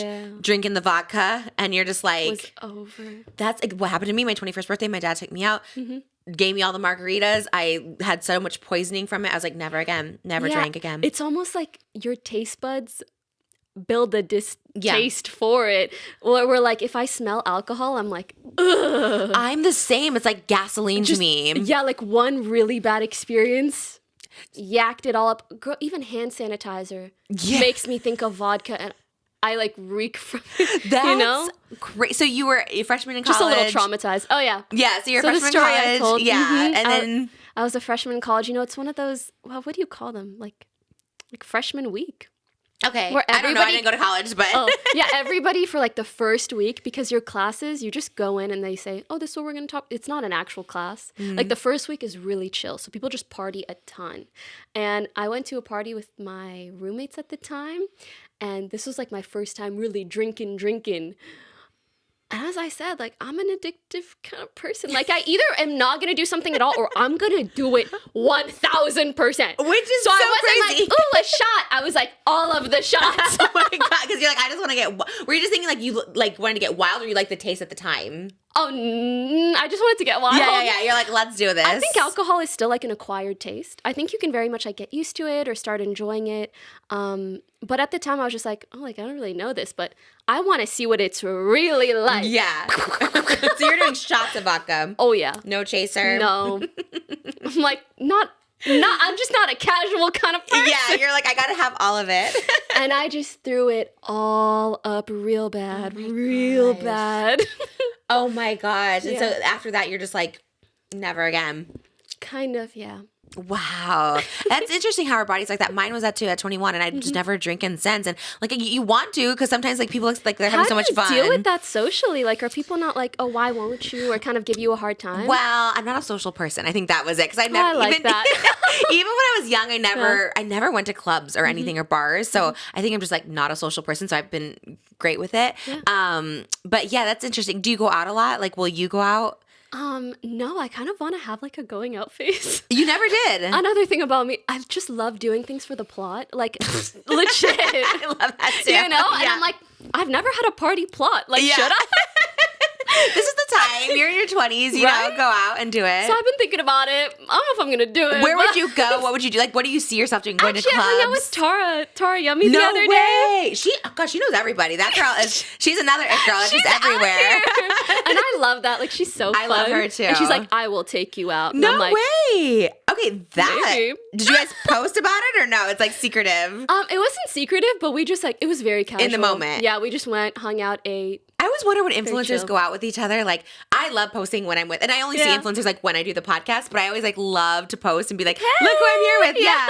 And Tara's with someone all the time. So I think that's like so funny that you guys, like, you would never expect that crossover. I know. It's so fun. It was really random. And I'm like, we actually do need to take a photo next time. Yeah, right. So did you guys go to like, okay, so you did go out. You guys went out and stuff. And since she's pescatarian, I just picked like a really yummy kind of like vegetarian spot. We just went, ate. Girl, we dished. Oh yeah. I love her gossip. It was just like, you tell me everything, I tell you everything. And she knows. She's so I love her. Fun. She is the best. And she's like, yeah, she knows everything and everyone and just so in tune. She's another one who's like super smart. I'm always like so surprised with like when I meet young girls and they're in it. And when I found out she was Persian and Middle Eastern, I'm like, you're my sister. Yeah, she speaks Farsi. When she was here, she was telling me, and her mom makes like she invited me over to her mom's house. She's like, if you want, like she can make Persian food for us. I was like, absolutely. It's like my Middle Eastern sister. Yeah. It is so hard to come across Middle Eastern people in the content creation space. That's true. Especially girls. Or at least streaming. Yeah, especially girls. Yeah. It's kind of rare. Right. So when you see, and then you feel like more connected because you're like, oh, it's like this whole thing. Oh, yeah. That's so amazing. Yeah. I feel like that's a whole different world then. It's a whole different connection and stuff like that. Mm-hmm. She's super cool. And she's another one that's just so like cultured and everything like that. Yeah. It's actually one of the reasons I started streaming and gaming. Like I always kind of felt like I didn't quite belong growing up because I grew up in Canada. I didn't feel like Middle Eastern or African enough, and I didn't feel like just Canadian or like white enough. Right. I'm like an awkward middle, so I never really felt like, oh, I really like belong here. Even though I get along with everyone, I love everyone. Yeah. But streaming was kind of the first place where I'm like, oh, I belong here. It's like we're all almost outcasts in a way. Yeah, and we kind of bond over that in a way. That's what's so crazy back then, because like you were saying, it wasn't cool growing up, but now it's like the gamers are taking over. They're the cool people, and that's what's like so. I just read, was it XQC's invited to the Met Gala, and I was like, oh, what? Like that's so random. I don't think that's accurate, but I will look into that. We talked about it on Hot Topics last week, said the same thing, but I swear, I wonder. Dexerto tweeted about it. I don't believe anything they say. Oh, really? I don't know anything about him, but I heard that the Met Gala doesn't really want grades. I swear I saw XQC. I don't even know XQC, and I saw his name. That'd be crazy. That would be why I know nothing about him. I don't know if he's. I know there's like controversial gamers. XQC on the podcast.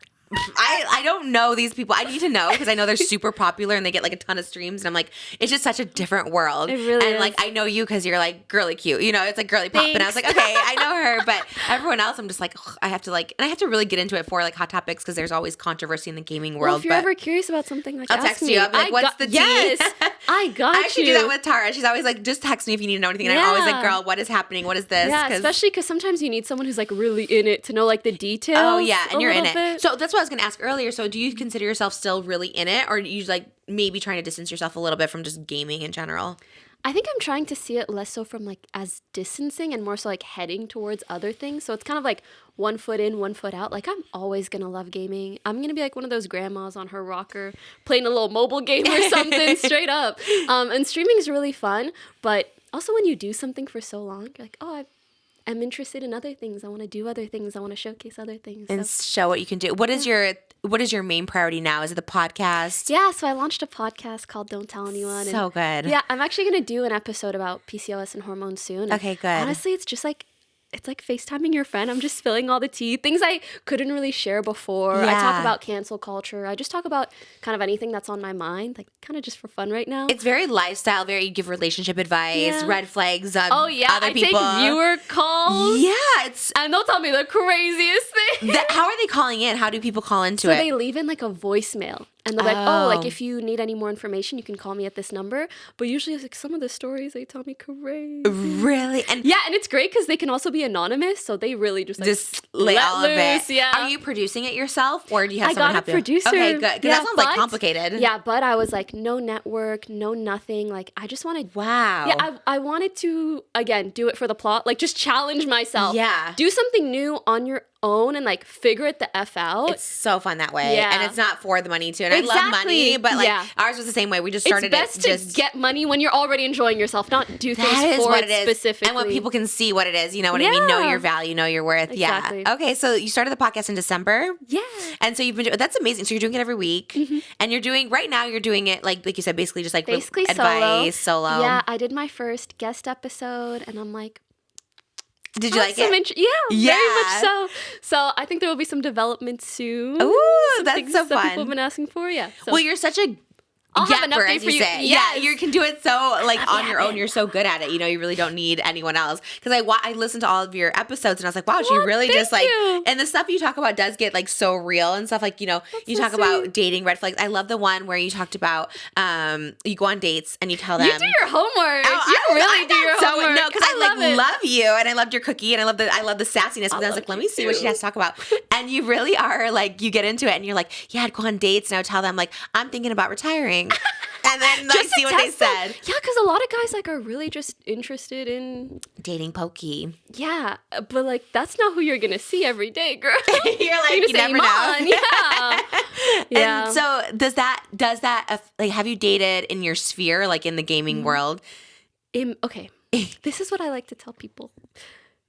Dating a streamer, keep in mind, they are people who are sometimes streaming for like 9 or 10 hours every day. And then the hours before or after, they're on Twitter. It is hard to sometimes have a relationship with people who are so dedicated to their work, really in any field, but especially streaming is so all-consuming. Like, you are so in it. And so when two people are so in it, it's like sometimes you can barely have time for each other. Yeah. So you're dating a streamer. Actually, that'd be the worst. I've seen people on TikTok where they have like just a baby with a gamer and the baby's like sitting in one of those like little like chairs attached to the desks. And I'm just like, no, absolutely not. It's actually crazy. And I follow You need someone who's really mature. to date. Yes. And being in an industry that revolves around games, yeah, doesn't work that way. So would you? Not always. Sometimes, Are but you not blocked always. from dating gamers? Are you like absolutely not? No more gamers. I think streamers, hard pressed. Like it would be. Really? Yeah, you would be hard pressed to find someone that I'd be down to date. Honestly, my type is kind of like house husbands. Really? That is the way to go. Like cook and clean. Yeah. Help take care of me. Let me nice. Oh my God. You know what? That is where you need for sure because you shine and you're so strong and it's just like, and it takes a stronger man to do that. You know what I mean? A lot of men are like, who's really no. secure. Yeah. Otherwise they're like, I'm curious to hear for you, especially considering like kind of all the phases or like the eras of Trisha. Yeah. For me, it feels like every 2 years, I'm like, what do I know about dating or relationships? Yeah. Like, I feel like sometimes I change my mind every 2 years. I'm like, I don't actually even know. Maybe in 2 years, I won't want someone like this. Right. Like, I think how did you know like, Moses was the one? Or it so was time to crazy. get married or any of that? God, you know what? It is so weird. I don't know because I've always been the one to be like, I'm going to marry this person. You know what I mean? Like I meet someone and I want to marry them like right away. That's always been me. And then looking back, I'm like, thank God I didn't because they're like, whatever. I feel you. You know? And then also doing what we do, right? You're a content creator and you make money and you're like, you are kind of this like star, right? In your own world or whatever. And it's just like finding that guy that's like not threatened by it, that doesn't want like, oh, stop working. Because I've always had guys that would be like, you can't do this, this, and this, but also wasn't paying for my lifestyle. So I was like, well, what? What do you mean? Yeah. So it's finding that like right person and like, yeah, I don't know. I mean, when we met, our story is so weird because it's like it was very like hot and cold. Like it wasn't just like this is the one. Even though I wanted to marry like everybody I meet right away, you know. But I don't know. I guess just like over time, we quarantined together, and then you know, The fact that you guys quarantined together and it made your relationship better, not worse. Yeah. Big green flag. That was the green flag. I think for sure. that's been a huge test for a lot of people. Right. Yeah. I never lived with anyone either until I met him. I was like 32 when we like lived together. So I was just like, oh, okay, maybe. But I think it's like one of those things that's cheesy. It sounds like you kind of just like know, you know. His presence made my life easier and kind of now too. Like we work together. There he is over there. Like we work together. Like when I met him, he had this job and yeah.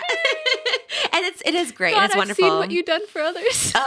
And it's so real. When I think about the people I wanted to have babies with before him, because it's very much like you said, it's like I love having someone that can like support me. And obviously we support each other, but he really like took a thing to be like, okay, I'm going to like help you and like all of this. He built all of this, you know, he like, when we had the baby, he's like up with the babies. Like he's just like really that person. So it's like finding that person and kind of knowing what you said, right? The house husband of it all, right? It's just like having just also just like that support because like you need it, right? And it's just like so compatible. I think with a lot of girls online who have like big personalities and love doing stuff, like you need someone who can just like let you really be yourself. Yes. And if anything, like helps you shine. Like they even put the light behind you. Literally putting the light on you. And Yeah. there are specific instances where like you can do that for each other. It just seems kind of hard to find.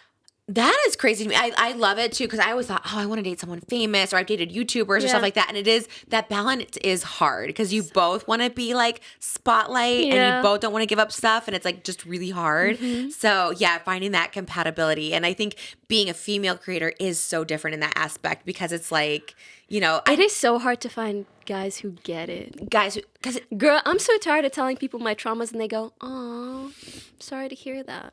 Oh, you clearly don't know what the hell I'm talking about. They don't get it. They're not going through it. It is. It's so hard, and I've heard that from so many like just women that are like successful too. And then what happens sometimes? Successful women find successful men. They have babies, and then the men get upset that they don't want to like quit their career to take care of the babies and stuff. You know what I mean? So that's so scary. And yeah. Like, sometimes you don't know until you do it.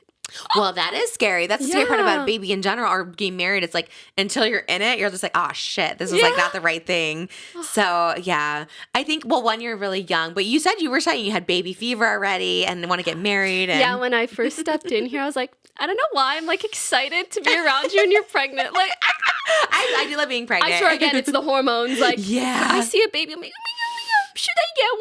Oh, I can Amazon Prime a baby or something. Like nowadays, you basically can. If you need a baby, it's gonna happen. Yeah, I just feel like more of like an attachment or interesting. Almost like a motherly instinct. Like I want to take care of something. Right now, my cats are okay. Like my two cats. Oh, you're a cat girl. They're almost like filling my baby fever needs a little bit. Right. But we'll see what happens in the future. No, I mean, that's so interesting because you are so young, and the fact that you're like so successful and doing so much, and you were like, yeah, I'm kind of getting baby fever. I'm like, really? My baby fever was like in my 30s. I was definitely more like, okay, I think it's like time. But I love, if I could have had a baby in my 20s, I would have. You know what I mean? I'm curious also, I really wanted to ask you because I don't know if you know, but nowadays, especially on TikTok, like people don't love having babies or talking about, you know, like you hear a lot of the negatives. I was curious what your pregnancy was like. I guess if you have any advice regarding that. Is it like a surrogate angle? My dermatologist recently had a baby. Well, he's a guy, but his wife had a baby. And I went to see him and he was like, I think you should get a surrogate. Really? Wait, why? Well, just like tough pregnancy. He was talking about how his wife, you know, has to wear like a diaper. Oh, the diapers are real. Yeah. Yeah. Diapers are fun though. I was just telling him I kind of live being in diapers. Afterwards, you bleed for like 6 weeks, but I kind of live for it because it's not like changing a tampon or pad that just like leaks out. I lived for it. I like didn't want to get out of the diaper because I was like, wow, it's just like letting it flow. Very natural. I liked it. Actually, another thing, because I love that. I know there's a lot of girly pops watching. All girly pops. I love it. I need to put you guys on to period panties. Like, I've never looked back since. Are those kind of like diapers? Kind of, but they're not thick. It's literally underwear. That absorbs. All of your blood. Oh, so you can just let it flow. You don't do tampons. No, I actually have I've like never really done tampons. I've mainly been a pads girl, and tampons, like a lot of the time it's just been kind of uncomfortable for me.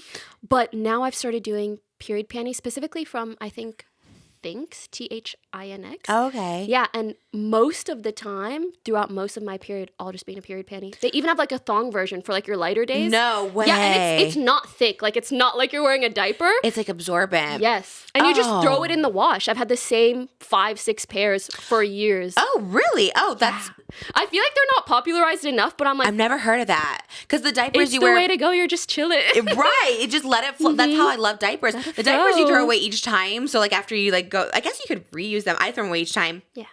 And it's kind of great. It's like having fresh underwear all the time. Because I always was like, oh, like putting underwear back on. And But this you just wash and it's like brand new. Wow. And I guess it's better for the environment because you're not... Right. That's true. You're not throwing it out. Yeah, you're not throwing anything out. Because pads would always move around. Like, I like the idea of pads, but yeah, they would always like move around, and I like kind of went, that's so... Okay, yes, period panties. I did not know. Yes, no, diapers. I love it. The diapers are... Tell me more about your pregnancy. Like, if I were to get pregnant in 2 years, what would you tell me? Oh, I tell everyone, like, do it. Like, I'm like, even now, I'm like, I find myself talking to like young people. I'm like, get pregnant so we can... This is like so much fun. But people do have like horrible experiences. I really do feel for them. Even this pregnancy's been like a little bit tougher in the sense I'm just tired, but I still love being pregnant. I don't know. It's just like, maybe again, hormones, maybe, you know, I don't know anything about... I just know hormones have a lot to do with pregnancy and postpartum and all that stuff like that. But during pregnancy, whatever the hormone is, it's like I'm getting like dopamine. Like I'm just like happy and rested and just like living my best life. I love that. So I know she's like literally coming any day. So I'm just like, okay, I'm like ready for it. But yeah, it's been, I've had only great experiences. I could be pregnant forever. It's like having the kids that get like tough because, you know, now my daughter's like 1.5. She's like running around everywhere, but it's so fun. I mean, I love it. And like I said, I wish I could have had kids at like 25, you know? So yeah. You're just such an inspiration. Oh my gosh, thank you. It's been a journey. I was like, you know, YouTube's been a journey and my emotions have been a journey, but I feel like people really appreciate that, and they appreciate that you've showcased so much of yourself and your personality in your life. Like, I really hope to someday almost be at like an equivalent point, because I feel like, well, you can tell me if you feel differently, but I feel like your audience and people online, like, they really get you now. They get me now, and I think that's and I think there were periods in the past where they didn't really get you. No, up until literally like, and I'm like, this year. I want people to get me. No, and I think, but it's like the journey, because you know what I mean? Like I think if there was. It is the journey. Right. Like the ups and the downs. Yeah.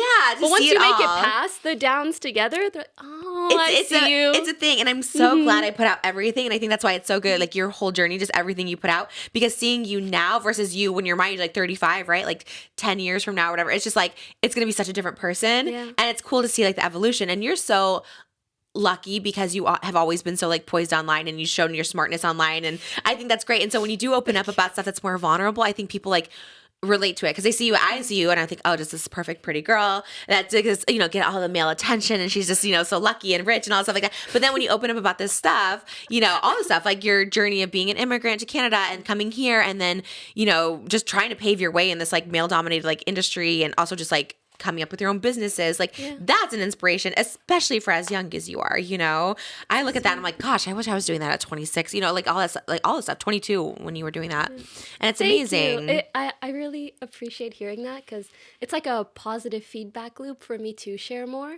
As I said, like there were just certain points in the past that I hit where I'm like, oh, like I'm gonna private all this. I just, you know, it almost got to be too much, and I felt like I became a lot more private, and now I'm like slowly opening back up. I think the podcast that you're doing is such a great way to show people that, because like I enjoy that the most of all the content. I was like watching of yours and stuff. I was like, I love the podcast where it's just like you talking. Yeah, I really wanted to create something. Actually, the best way that I could have put it was like, if you really want to get to know me, like just watch the podcast. Yeah. It's really like we're hanging one-on-one. It really is. That's what the vibe is really cool. You talk about like the importance of like having like female friendships and all that stuff, which again is something people may not look at you, right? Like you think of a gamer girl and you think of like, for lack of a better word, like pick me, right? Like, oh, okay, we like Fortnite, whatever. We got to talk about that too. Well, tell me, what do you think? Because I was like, oh, video game girls pick me, but what do you think when people say that? So I think, of course, pick-me's do exist. I think especially when you're in a male-dominated field, sometimes you can be like almost conditioned to be a pick-me. Like if you have thousands of people telling you like, this is what's right, this is what's wrong, and they're all guys, like you can probably get into that headspace. I think I've been really lucky because during all of my worst times, specifically the people who saved my mental and saved me were my female friends. The ones who were like, no, we get it. And we get why this is unfair. We get your perspective. And so like really my female friendships have always been like my saving grace. And I feel like it's launched me in the complete opposite of like a pick me. Yeah. I'm almost like way too biased towards women. Yeah, I'm very that too. I support women's rights and their wrongs. It is what it is. I'm like, you can do no wrong. Charge us $50 for cookies. Yeah. I support it. You know what I mean? Like, I'm that same way. I became anti-men almost. I'm like, no, females got it. And I think that's just how it is. Like, at the end of the day, who's got you? Your female friendships. Because a lot of the time, female friendships, it's like sisterhood. Whereas sometimes relationships, although they can be great and really supportive, there's also like they have conditional factors and stuff. To me, I found like the purest connection has been my friendships of like 5-10 years with other girls who have been through similar things and get it. And honestly, this is like scientifically backed too. There have been like programs or things that are male dominated, and they found that like when it's just one girl alone, she'll like always drop out or leave or whatever. But when they have a supportive community with like similar identity, then they can actually make it through or grow or build. So Yeah. And it's really remarkable.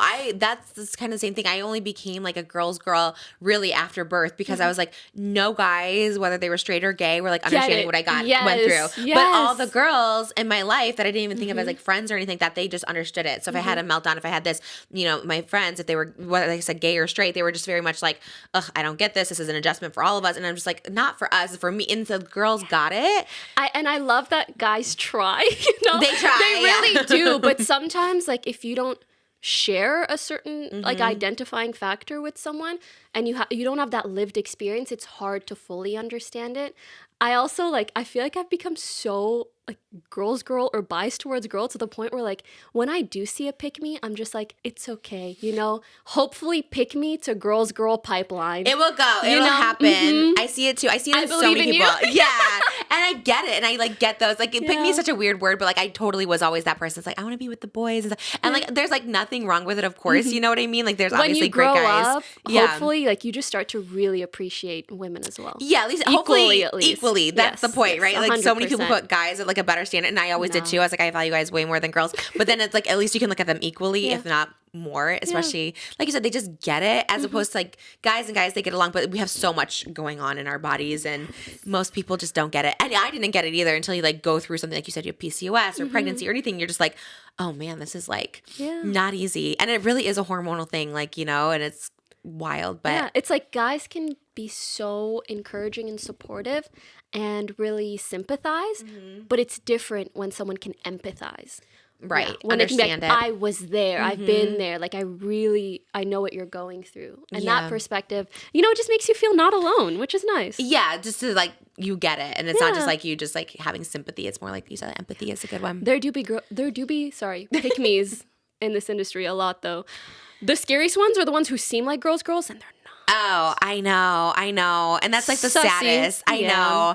And I always pray for them too. I'm like, you're going to come around. You're going to come around. And I see myself in so many of them. And I'm just like, no, like they just don't see it quite yet. Yeah. But that stems from so many things, you know, just a lot of things. You know, females always thought they were in competition with each other and stuff. And it just sucks. That's also what I've hated the most. Like, I just want girls to win in my industry so bad. I'm like, we need it. Yeah, more representation. But I have felt sometimes people feeling competitive with me. And I'm like, I don't want that. Like, I don't even care if other people compare us or put us in competition. Like, between us, we shouldn't be. Yeah. It only helps everyone. Like you said. I agree. I learned it through rising tides raise all boats or something. Oh, I like there's that. There's a saying like that. That's how I see it. It's true. And I kind of learned that through even doing OF. I don't really do it anymore, but when I did it, it's so many girls, right, in it. They collab a lot. They collab a lot, and it just all helped each other. And I have like the biggest girls on OF, and they like helped me get to the top. And I was like, God, I still respect those girls so much because it's like they didn't look at it as like I'm giving you my fans. They're like we're like helping each other. You know what I mean? And I think that was like, I don't know, that can be a very powerful thing too. So when I thought about like the gaming world and going back again to like cookie controversy and all the guys just like coming for you, I was just like, because it really was guys, right? It wasn't. We can like bleep the name out if you don't want me to say it, but that was it, Penguins, Charlie or whatever. Oh, yeah. Coming, and I was just like, that guy's like so nice, right, to everyone, and he's coming for I you was for. surprised because he'd been nice to me too, and he'd like invited me to do like shoots with him or things like that. And I thought at the very least, if he like so vehemently disagreed with something that I did, it's not that you owe me like a DM or something, but he could have easily reached out. Yeah. Ultimately, you know, it's his content. I mean, like that's what he does. He covers news, so I get it. I was just a little bit hurt that I had come out with a statement, and I think if I'm recalling correctly, I might not be, but if I am, I think at the beginning of his video, he was like, yeah, she came out with a statement, but like, I'm not going to read that and he so just like, kind of like, and I'm like, there's so much more context. I understand it might make for a more sensational video to but I think he got some backlash cover for the drama. Yeah. I don't know. And he never gets backlash. So I was just like, because this is like a nice guy that everyone respects. And he got a little backlash for it because it just seems so much harsher coming from like, again, from guys and your field being that. But how did you earn like the respect from guys in your gaming world? Because I see you go on podcasts and streams and stuff like that. And I'm like, oh, you did a lot with girls this past week I saw, but you do a lot with guys too. So how do you earn the respect of guys as well as the girls? I think it's just like years of hard work. Just being around. Yeah. And this might sound silly, but like the games that I play, I try really hard to be good at them. Yeah. Because it's like, sometimes it's like the only people who respect you. Like you got to persevere and you like really have to prove yourself. I don't even think you should need to prove yourself that much, but I've always been so well aware of sometimes the bias against me that, again, I felt that need to prove myself. But now I'm at a point where I'm like, I shouldn't do things just for that sole purpose. I should do things because I want to. Yeah. You know? And that's why I think the path you're on right now, right? Yeah, is like you're doing it because I want to. Yeah. So with the podcast, it's like a new direction too. Where else do you see yourself like going, or things you want to do outside of like gaming and social media and streaming? Honestly, I've been really enjoying like shorts, like TikToks and Reels and stuff like that. Yeah, you're kind of a TikTok queen now. It's kind of like, okay, I kind of live just for like, that. I'm not sure exactly like I guess I'm at a point where I'm like, what do people want to know? Like, what kind of insight would be interesting to my life? So I think sometimes you're just like going to throw a bunch of darts at the wall and see what lands, see what you enjoy, what the audience enjoys. I think the last year or two especially, I've kind of built out a life for myself. Like, I live alone now. I got my 2 cats, like my day-to-day, my health journey, all of these things that feel more me. Yeah. And now I'm like, oh, I think I'm ready to kind of like let people into this new me and just see like what they find interesting, what they want to know about, and just be more open in general. Just like letting people in. Yeah. Yeah, because what for do you so recommend? I think you're on the right track. I think one of my problems is like, I'm down for anything. ASMR, mukbang, gaming, fashion, beauty, makeup. Yeah, like I'll do a little makeup. Like, well, that's too true actually, because you with your like chemical engineering knowledge and just like wanting to make products, are you thinking of doing like more product, not just food, but like makeup and stuff like that too, like you mentioned? Actually, the Myna stuff really taught me, like I just learned so much from that experience. Obviously, there are things that I regret and apologized for, and just huge learning experience of what it means to put your face on a product.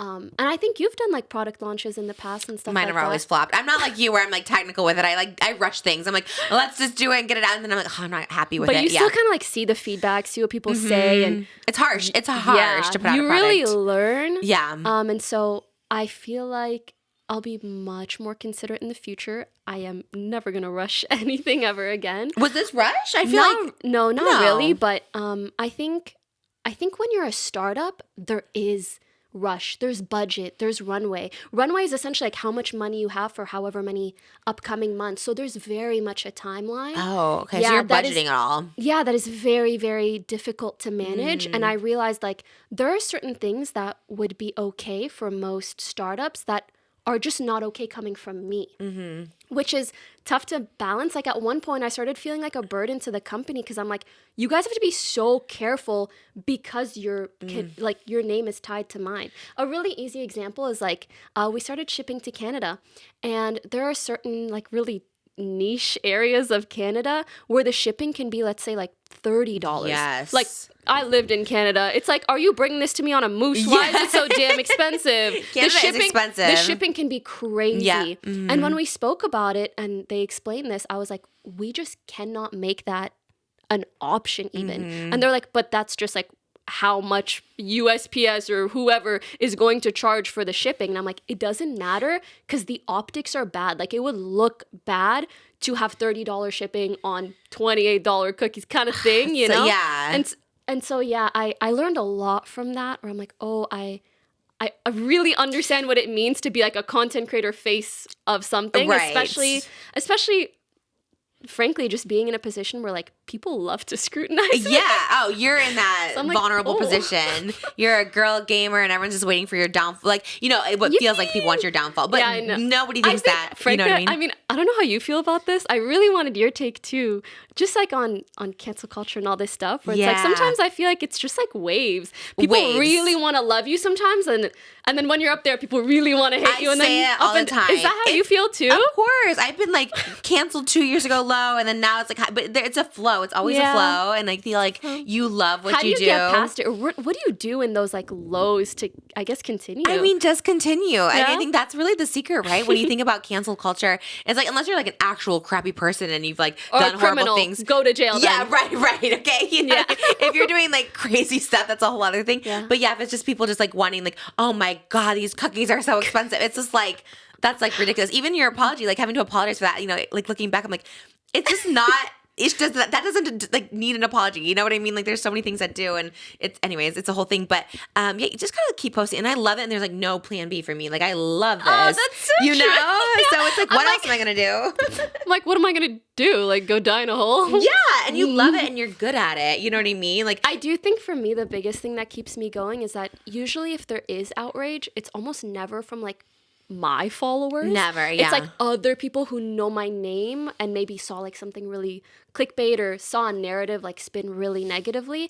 If my audience was ever really mad at me, like I would take that so seriously. Like For if they ever sure. hated me, I'd actually be like, oh, there's like no point in me making content. But No, but that's they what that- really like keep have me your going. back. Yeah. But that's what it is, and that's I think how you go through it too. Because like people through all my cancellations like have like loved me. You know what I mean? Yeah. And be like, no, we know you're like a good We person. get you. Yeah, Yeah. it's not like you're not like this bad person. Do you know what I mean? If I was my like a best bad not to be. person, then I'm like, okay, maybe like I would like hang it Yeah. up. But I also think that's like the longevity of it, right? If you're a bad person, you're not gonna make it like far. Mm-hmm.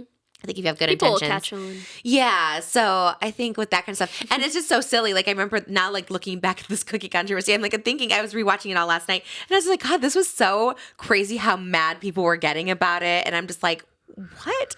And it was like from these like guys that I'd never seen before, just like talking about it. But at the end of the day, I really do think when you're from an outside perspective, right, when it's happening, it's the worst to you. Yeah. But for everyone else, I'm like, God, this is like great for business, right? We You're bought the so cookies. We're funny. like, let's Thank you. buy them. You know what I mean? Like any sort of controversy, I'm just like, I need to know about these cookies. And we kept buying them. Like these are fresh cookies that just came in the other day. Like we kept buying them. They're good. And In so, in the Twitch bubble, we have this term called copium. It's What is like a that? drug, copium. It's like what you think or do to cope with whatever shitty thing That's you're so going funny. through. Yeah. And like really my copium during that time was just like all press is good press. yeah, no, that's good. Surely. And it really is. Like I said, as long as you're not like committing crimes out there, Yeah. it really kind of is at the end of the day. And it's like literally just such a harmless thing like cookies. And I thought the whole thing was like so funny. And of all your like controversy, they're I'm very also glad you found it funny. I'm yeah, really glad. just because you are. I mean, the stuff you do is just so like fun and like silly, and people sometimes take it so seriously, and I'm just like kind of wild. But yeah, cancel culture is such a weird one. But really, at the end of the day, no one really gets canceled. Even horrible people, they're like So still around. You know. true. It's also crazy how the internet is like so big now. That I've Oh, seen a yeah. lot of creators almost like get canceled and then almost like rebuild an audience that doesn't know at all what happened. You know what I Right. mean? They just kind of like snuck under the radar somewhere else. Yeah. So I mean, that works too. I don't know. The internet's such a funny place, but It really I is. just like love it. So I just like could you see Same. yourself? Do you think? Well, I guess because you did study like math and science, do you see yourself ever going just out of it? this shit's way more fun. It's so much fun, and you're Yeah. such a good talker, and you like Thank look so you. cute, and it's like you know that you have like an it in So you sometimes, sweet. and you're like, this is Yeah. what I'm meant to do. I think like I love other people. Like I love talking to people. I love interacting. I love bringing value to people. That's why I like being vulnerable or talking about things when I'm ready, you know? And I think that's something that I will never get tired of. Maybe there are ways that will translate in the future, you know, if maybe I have like, I'm married and 2 kids and I do want to go more towards business and a little less content creation. Right. But yeah, I just love doing shit. It's just so fun. I know. I always Yeah. thought that too. I always thought like, well, maybe when I'm a mom, I'll like want to do. But you just like pivot. Now you're like, now I'm a mommy blogger. Yeah, There's yeah, more yeah. to show. There's more to share. Actually, that's it. I love sharing. Me too. I love sharing. I do too. Even And when like no one social watches. media is perfect for that. Yeah. And it is like a connection. Like you said, I think when you don't have like, either you don't have friends or you don't want to be social, it's just like that perfect way to be social. So true. And that's why I love doing this podcast too. It's like I get to meet people like you, or just, it's like such a social hour for me. Yeah. And it feels so much that like I never would have had before. You know what I mean? You really are so perfect for it. Oh my gosh, thank you. I love your podcast, and I love how fast you can talk. It's so impressive. You too, though. You talk so Ooh, fast too. thank I love how like it does You're something like for my helping brain. me talk faster too. I'm like, I hope this scratches people's brains. Yeah. Because I'm not gonna lie, a lot of the time I listen to podcasts on 2x. Right. Or 1.5. No one does But 2x for- on this. They're Yeah, like, we I know. got it. I know. I love And it does, it. they say that. That's like the term they use is like scratching people's brains. And I'm like, I Yes. love it. That's why when I heard your voice and stuff, I'm like, oh, you're just natural ASMR, which is kind of everything. And I kind of like love that for you. so I'm very sweet. excited. I hope we can like I'm game getting together. so gassed up. No, but you I'm really gonna are. leave this room with the biggest head ever. When you came in, you had such good energy. First of all, I have to note that she was like so punctual. Like 1 o'clock was the call time. 1 o'clock, you're here. It's important because like whoever you're meeting, their time is so valuable. I feel like when you're late, you're basically saying like my time is more worthwhile. Absolutely not. You're right and on you time. have a production here. Like we're in our house with my husband. yeah, no, Yeah. you have production. You have people taking photos. Like Oh yeah, I do. Well, Also, photographer, yeah, always. I need to say, like, Trisha's place is so Trisha coded. Like, whatever you're imagining, it's that. That's exactly so funny you said that. Oh, yeah. thank you. We're trying to do love more. it. I want to like transform this down here so it looks like a just Trish like studios, like merch and just all this cute stuff. We're working on stuff too. Like it's already so cute. I know Thanks. it'll only get cuter. And Thanks. she has photos of like so many guests she's had here. Yeah. I love the guest warms wall. my heart. Yeah, same. That's why I love having like a photographer come in. Like right when you came in, it's like paparazzi. It's like shoot because I just I'm love like, it. that's so smart. And you know, I love photos. I'm really bad at taking photos and like commemorating things, like just for memories. Really? Yeah, I need to do that more. I'm surprised because your phone is like so cool, and I feel like that's like the perfect like camera. cutie. It has like a front facing. We want to give like a shout out to this phone, but it like literally has a front facing camera. It's the Flip 5. I was showing her. She's like, "What is that?" And it shows like your picture on the front. Yeah, I was trying to show her when you take photos. Like, there's a little button here. So Oh there's a screen at the front. It's just a cute little like added thing to a selfie, like in a mirror, where it's like, oh, you can see the photo kind of twice. No, that's what I thought was I like love the to do it coolest for thing ever, photos. to see how you look and stuff like that. You're such a tech girl. The reason it's like that is so that you can take like photos like this. Like closed. You can still take it. I thought it was so cool. I thought it was like a little camera or something, and I was like, oh, I need that. I love like, do you remember, did you ever vlog? Were you a vlogger ever? Yes, do you remember those little cameras that like flipped up like that? They were like little compact cameras. I think it was the Canon one. The Canon one. Yes, I love that those. Is nice. Oh, I wish they had those. And you just like tilt it up. Yeah. Yeah, and they had like a little thing so you could set it anywhere you want. I always thought those were so cool. I love those. I bought one like a year ago, even though they've been like discontinued a long time ago. Oh, you found it on like eBay or something? Yeah. Oh, I was like, man. they're just so cute. I used to always fisheye. That I was love like little so, gadgets like that. So cute. And that's why I saw yours. I was like, I need that phone. Please, I'll get you one. You said you had multiple this phones. address. Yeah. Wait, why? Okay, so I use different phones for different things, but also I have different numbers because my number always gets leaked. I don't like to talk about it too much because I don't want to encourage people. Okay, yeah, we don't have to go into it, but no, yeah. it's okay. It's just like they will say or do the craziest things. So Sometimes then- it's really bad. Sometimes it's nice, like, hey, like a message, hey, like I saw your number was posted here and there. Not too long ago, they called me, and do you know what spoofing is? No. So you can spoof a number. Basically, they hide their phone number with someone else's phone number. That you know or don't know? That I know. So they found my number and my friend's number, and they made their number look like my friend. So on my phone, it showed up as like, you know, like Emily or something. Yeah. So I'm like, oh, why is Emily calling me? I pick up, and it's a guy who's like, I'm going to come. I don't know if I like R-word you. Yeah. What? Yeah. And I'm like, this isn't Emily. What? Oh my God. In like 18 years of doing social media, I've never heard this ever. Yeah. What do you do? Do you call the cops or like how do you? You get a new phone number. Because you don't know their number. They have yours and your friends. And you're changing it all the time. So like. Yeah. Oh my God, that's like so scary. I know, I'm learning now about like air tags and all these things that I've never heard before. I know. And they can trace you. There needs to be like a website that just has like security information, especially for women. You know what? Like just broke my heart to hear. I've of course dealt with a lot of security issues in the past, but I'm like, oh, it's because I'm a public figure or whatever. A lot of women in my audience have told me like, my Instagram's private just because like I get stalked. And they're just like a student, they don't post anything. Like stalking and security issues are so common for women regardless of what you do. Almost worse when you're private because, right, we're public figures. If something happens, like it's easier to find, trace, track. True. Like I always think that I'm like, oh my God, if I like got kidnapped or something. Like now people, but as opposed to people like you said, college students, they go missing, they go whatever, you know, it's like. There's like no info really. And there's no stalking like regulations. Like there's really not. It's the worst. Yeah. I actually had a stalker show up near my house years ago when I lived in that content creation house. And unfortunately, this person was like really mentally unwell. And they were in our area. And my roommate found out. And so I called the cops and I was like, I don't know what to do. And they said, well, call us if he does anything. Yeah. I was like, okay. And then like they did not care. They don't care. And we had like a substantial amount of information about this guy. And they were just like, we can't really do anything until he, I don't know, stabs you. Literally, they have to actually try to attempt it. Yeah. I had a guy show up with a gun to my house on my birthday in quarantine, May 8th, 2020. And he was arrested. This is like, yeah, Mo's going to test this. So, yeah, I had my gate open because it was my birthday. So people were dropping things off, you know, my friends and stuff because it was quarantine. And so he came, had the gun, whatever, got like arrested. But he like didn't come in, but he had like, I could see it in the camera. I saw something. He was like with a little boy, they came, arrested him. But they couldn't put him in jail because of like quarantine at the time or whatever. So they released him. He came back that night I had 24-hour security at my house. fucking Yeah, kidding? it was crazy because like Moses was there was this whole thing because we had just started like dating, and basically they're like, there's nothing we can do. So he comes back again, and they're like, well, we can take him, but like we're not going to be able to do anything. He's just going to get out. And I was just like, what? Like nothing. And it was the same thing. He was armed, all this stuff like that, and like he just came back, and they couldn't. So then I got 24-hour security, and it kind of like helped it a little bit, but.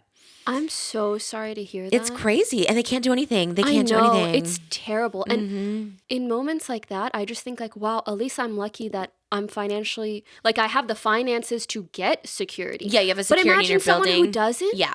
Like, isn't that what police force is there for? To help us all? Yeah, and it's just, I don't know if it's like a law thing. I don't know what it is, but it's really scary, the stalking. Like, I just keep thinking like, I actually want to advocate for bills for like stalking, security issues, deep fakes, all of this stuff. Like, if I had an opportunity to, girl, I'd be in front of the parliament. Hello?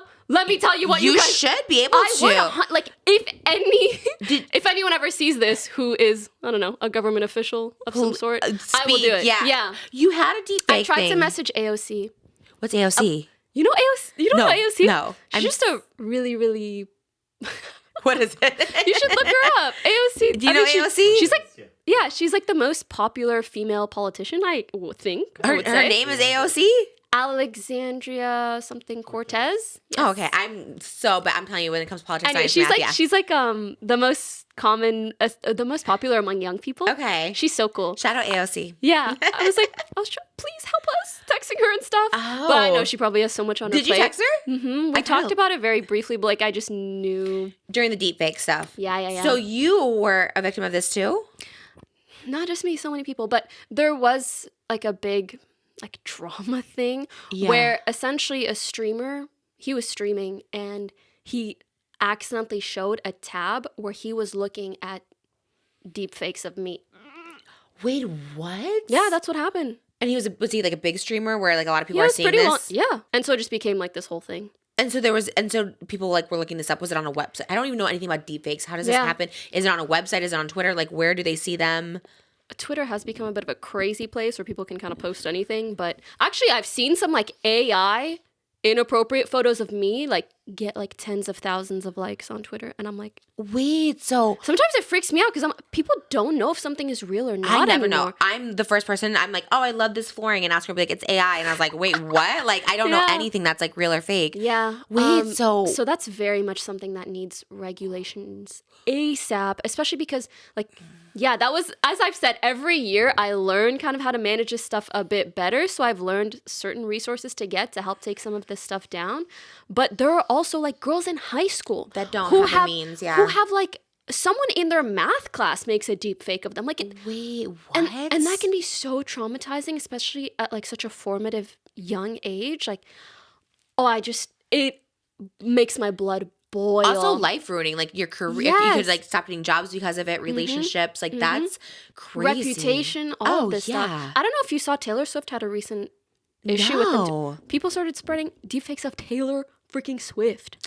And I feel like Taylor Swift, not whatever, but I mean that's like a little more like maybe that's probably fake as opposed to like a Elon gamer will girl. actually care and like take care of it, but with like most other people, it's like you might think it's real because you need to get like real good lawyers and real good cybersecurity. Were you able to get it taken down, or are they still? Yeah, luckily, but I mean, I try not to be too aware of it. I just have a team of people who can kind of help me take that stuff down. Yeah. So how big is like you have moderators? How many people do you have helping you like cyber patrol? Oh, that team. I mean, like they're a group in and of themselves. Okay. So I don't even know, but I pay them to kind of just like help. Yeah. I have some too. Like when I was doing the OF, to like take down the stuff. Yeah. I think it's cool that OF girls have to know about this. Otherwise, people re-upload their stuff a lot. And they're great because they do take it down. You pay like $500 a month and they like take that stuff down for you. It's like really nice. Yeah, and they probably like help each other. Like, oh, here's the guy that I use or the service that I use. That's what I found out. They would tell me because I was like, oh my God, all my stuff's getting leaked and stuff. So, and even now they like, I still pay that company $500 to take stuff down. That's so nice. Yeah, because it's like, it's like it's your money, body, your image, your choice whether or not it should be out there. Yeah. And where it should be, because just because I post it doesn't mean it can be, you know what know what I mean? Stuff, Yeah. just all that stuff is like weird. The internet can be weird that way. It's also weird that, for example, like I've heard instances where celebrities post photos of themselves that paparazzis take and they get sued by the paparazzi. Yes. And I'm like, but the photo is of It's of them.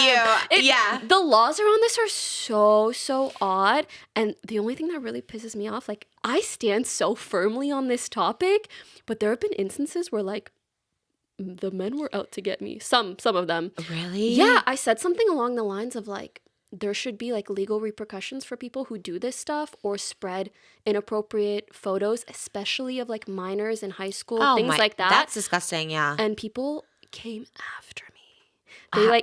They called me a communist. They're like, you're trying to patrol the internet What? and stuff. I'm like, God, that's are you okay?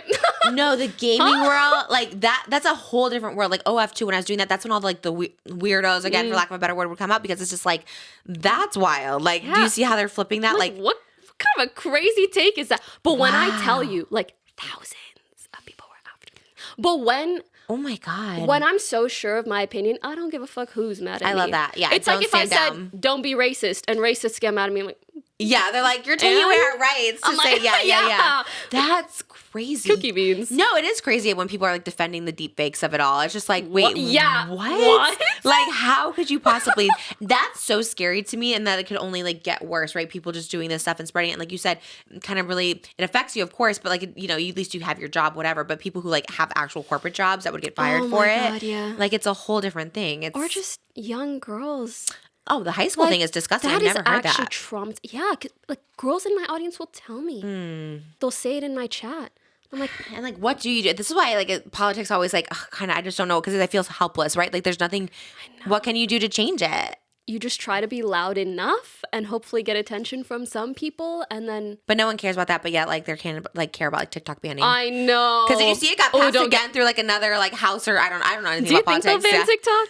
I think so. There's a guy I follow. He always talks about like TikTok drama, and he was saying like it just passed again, and Joe Biden said he's gonna sign it if it gets passed through the third house. I'm not even sure, but it's hard to like imagine. But I know. Maybe. Did you know they tried to ban it in like, was it Montana or something? Did you know? Oh no! Did it They work? actually banned it in Montana. I think Montana. I could be wrong. they? Some state. I'm Canadian. Pardon Oh. me. Yeah, and Wow. I think it was only banned for like a month, and then they reinstated Oh, it it. came So I'm back. like, there's no way that long term it would stay banned. I don't think so. I don't think so either, unless there's like Right? China or something. I don't know what the whole China connection is, but I almost like want to see what would happen, because then kids would actually like really be involved in politics. Oh, for They would sure. take to the streets. I'd be right there with you. yeah, for sure. And this is election year because they Yeah. were the guy who I was following on TikTok saying that he's like, Biden says he's going to sign it in. I'm like, this is our time, you guys. I don't know anything about Yep. politics, but I'm like, don't vote for Same, Biden. He yeah. wants TikTok But then banned. it's like, is it Biden or Trump? Oh my god. Oh, I don't know. Is Trump ready? I don't know. Actually, I only have a visa, so I actually can't legally vote. Oh, So really? it kind of gives me a pass where I'm like, I'm kind of aware about politics, but I can't even tell you who I'm going to vote for because I actually cannot vote. Oh my gosh, that's so great. So, that's so interesting, right? Because Yeah. you're from Canada. Yeah. Why do I always think like Canadians can just like come here? I know. That's so weird. They kind of can. Like, we can stay here for like half the year, but then they actually start getting mad. Wait, really? So do you go back and forth? Oh, no, that's if you don't have a visa. But I have a visa now, so I'm okay. I got it. Okay, so visa, you can just stay here then. Okay. How do you get like a green card? How do you get those things? You just have to apply, usually after having 10 a years. visa. Yeah. Yeah. Okay, that's cool. I know nothing about any of this stuff. I always think it's I'll so tell you cool anything that I know. And you're so smart with all of it. Well, geez, thank man, this you. TikTok ban. This is the time. The political. It's very like everything seems so political now. I'm like, I should probably get involved and figure it out, but I don't know how to like. Same for me. I just try Navigate. to advocate when I can. Yeah, like, but Spread there's awareness when I we can. need you in the government, not just voting. We need you in it doing. I would happily speak to the government anytime, because I feel like I have such firsthand experience with things that I would like to be passed as bills. But there's like rarely ever an opportunity or people caring enough for it to become something actionable. Well, I feel like you're also so well spoken, and it's like that's something I struggle with. I'm like And stutter I'm a like, lot. keep speaking. I completely disagree. Oh my god, no! You're so poised. You know exactly what me. I'm like fumbling all the time, just because like my mind's going a million miles a minute. I'm like, what do I say? Like, how do I say this? I'm not articulate love like listening you. to you talk. I never feel like you don't express yourself well. Really? I think you, I go around in circles trying to get to my point. I'm like, I'm trying to get there. but you really do get there.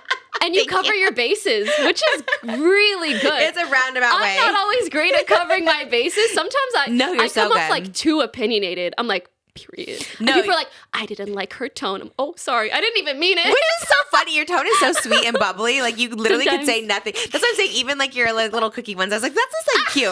I feel like if I said it, yes, I'd be canceled. I'd be like, oh my God, this person. I'm like, but I just think the way you say it's cute, and I like that. Yeah, I do obviously regret moments where like you let people almost like get to you. Yeah. But also sometimes clapbacks are funny. So it's like Clapbacks. managing like clapping back, but like not too crazy and also not letting it get to you. I think you have the perfect combination for it. And I think that's like so good. But yeah, we definitely need to get like an Elle Woods into Congress or something like that to like fight for these. Yes! Because they have like squatter laws, right? Where you can like just like go into someone's house. And I'm like, okay, maybe we should get rid of that law. Laws and put for these the most random things. like you can let a squatter be in your house, but not like a stalker. It's like whatever. It's like, you know, it's just so weird. I don't know. I still can't believe they let him out the same day. Yeah, and it was during quarantine, so I don't know if this was like spaces in jail or like Doesn't matter. I know. Like sure, it matters. Maybe there's different processes during quarantine. But Yeah. that No, it's should still not have scary. been what they did at all. And like you said, if you're just like an average person who What can't are you get gonna security, do? Yeah. it's like, and the security was expensive. It was like $20,000 a month. And maybe the stories I told you were like kind of whack. There are way worse things that have happened to girls in the industry. Of course. So much worse. I can't even imagine. And I think like, again, just you don't hear about it as much if they're not, because you'll hear about it later, right? You'll be like, oh, this person was a streamer, this person was an influencer. Yeah. And then you didn't like realize like, oh, why didn't anyone help them? You know what I mean? Yeah, or like you hear about it and you're like, oh, that sucks. And then you move on with your day. No one cares to actually do anything or change anything. Yeah, I guess I would hope that they would just like talk and share the story, because that's one thing about social media. If you like talk and put it out there, at least people are aware. And I feel like that's the only thing you can really do, honestly, because no one's doing anything about it. But hopefully that'll like change soon. And I love that you are such an advocate and you're a voice for all this stuff. I think that's like so important. I think I do what I can. Yeah. It's not always easy. People get mad at you the more opinions you have. But That's true, but you got to keep speaking them. You know what I mean? But yeah. I know I go back and forth too. I'm like, I don't want to get canceled, but at the same time, I'm like, but I have need something to say. something. Yes. But you're a martial I'm the artist. You same did way. martial arts. So if Did anyone, I? right? Yeah, that's what I read. Someone no, I said you think I did. should like a video. Wait, really? Oh, I thought you did it in school. I saw it on the thing. I was like, okay, martial artist over here. It says you're a martial artist and cosplayer. Oh, I just do that stuff for like videos for fun. Okay. I don't even cosplay that much, just sometimes. You just cosplayed recently, didn't you? I did one. I didn't know in who Texas, it was, yeah. but I loved it. It was so Thank good. Is it like a you. comic book or? It's a new video game character. Video They were game. both video game characters, yeah. I want to do more video game cosplays. Like, you would kill it but they're in not cosplay. like cute. No offense to the Fortnite skins, but I just don't think they're like any cute ones to cosplay. Not Fortnite. Who would I don't know. I liked whatever you were. Genshin Impact. They have the craziest. What is it? Genshin Impact? Yes, Genshin Impact. They have the craziest outfits. Valorant is pretty cool too. That was the other game that I did. But there's so many more. If I don't know any of anything, these. you should do anime cosplays. Oh, I want to get into anime, but that's different than hentai, right? That's not the same thing.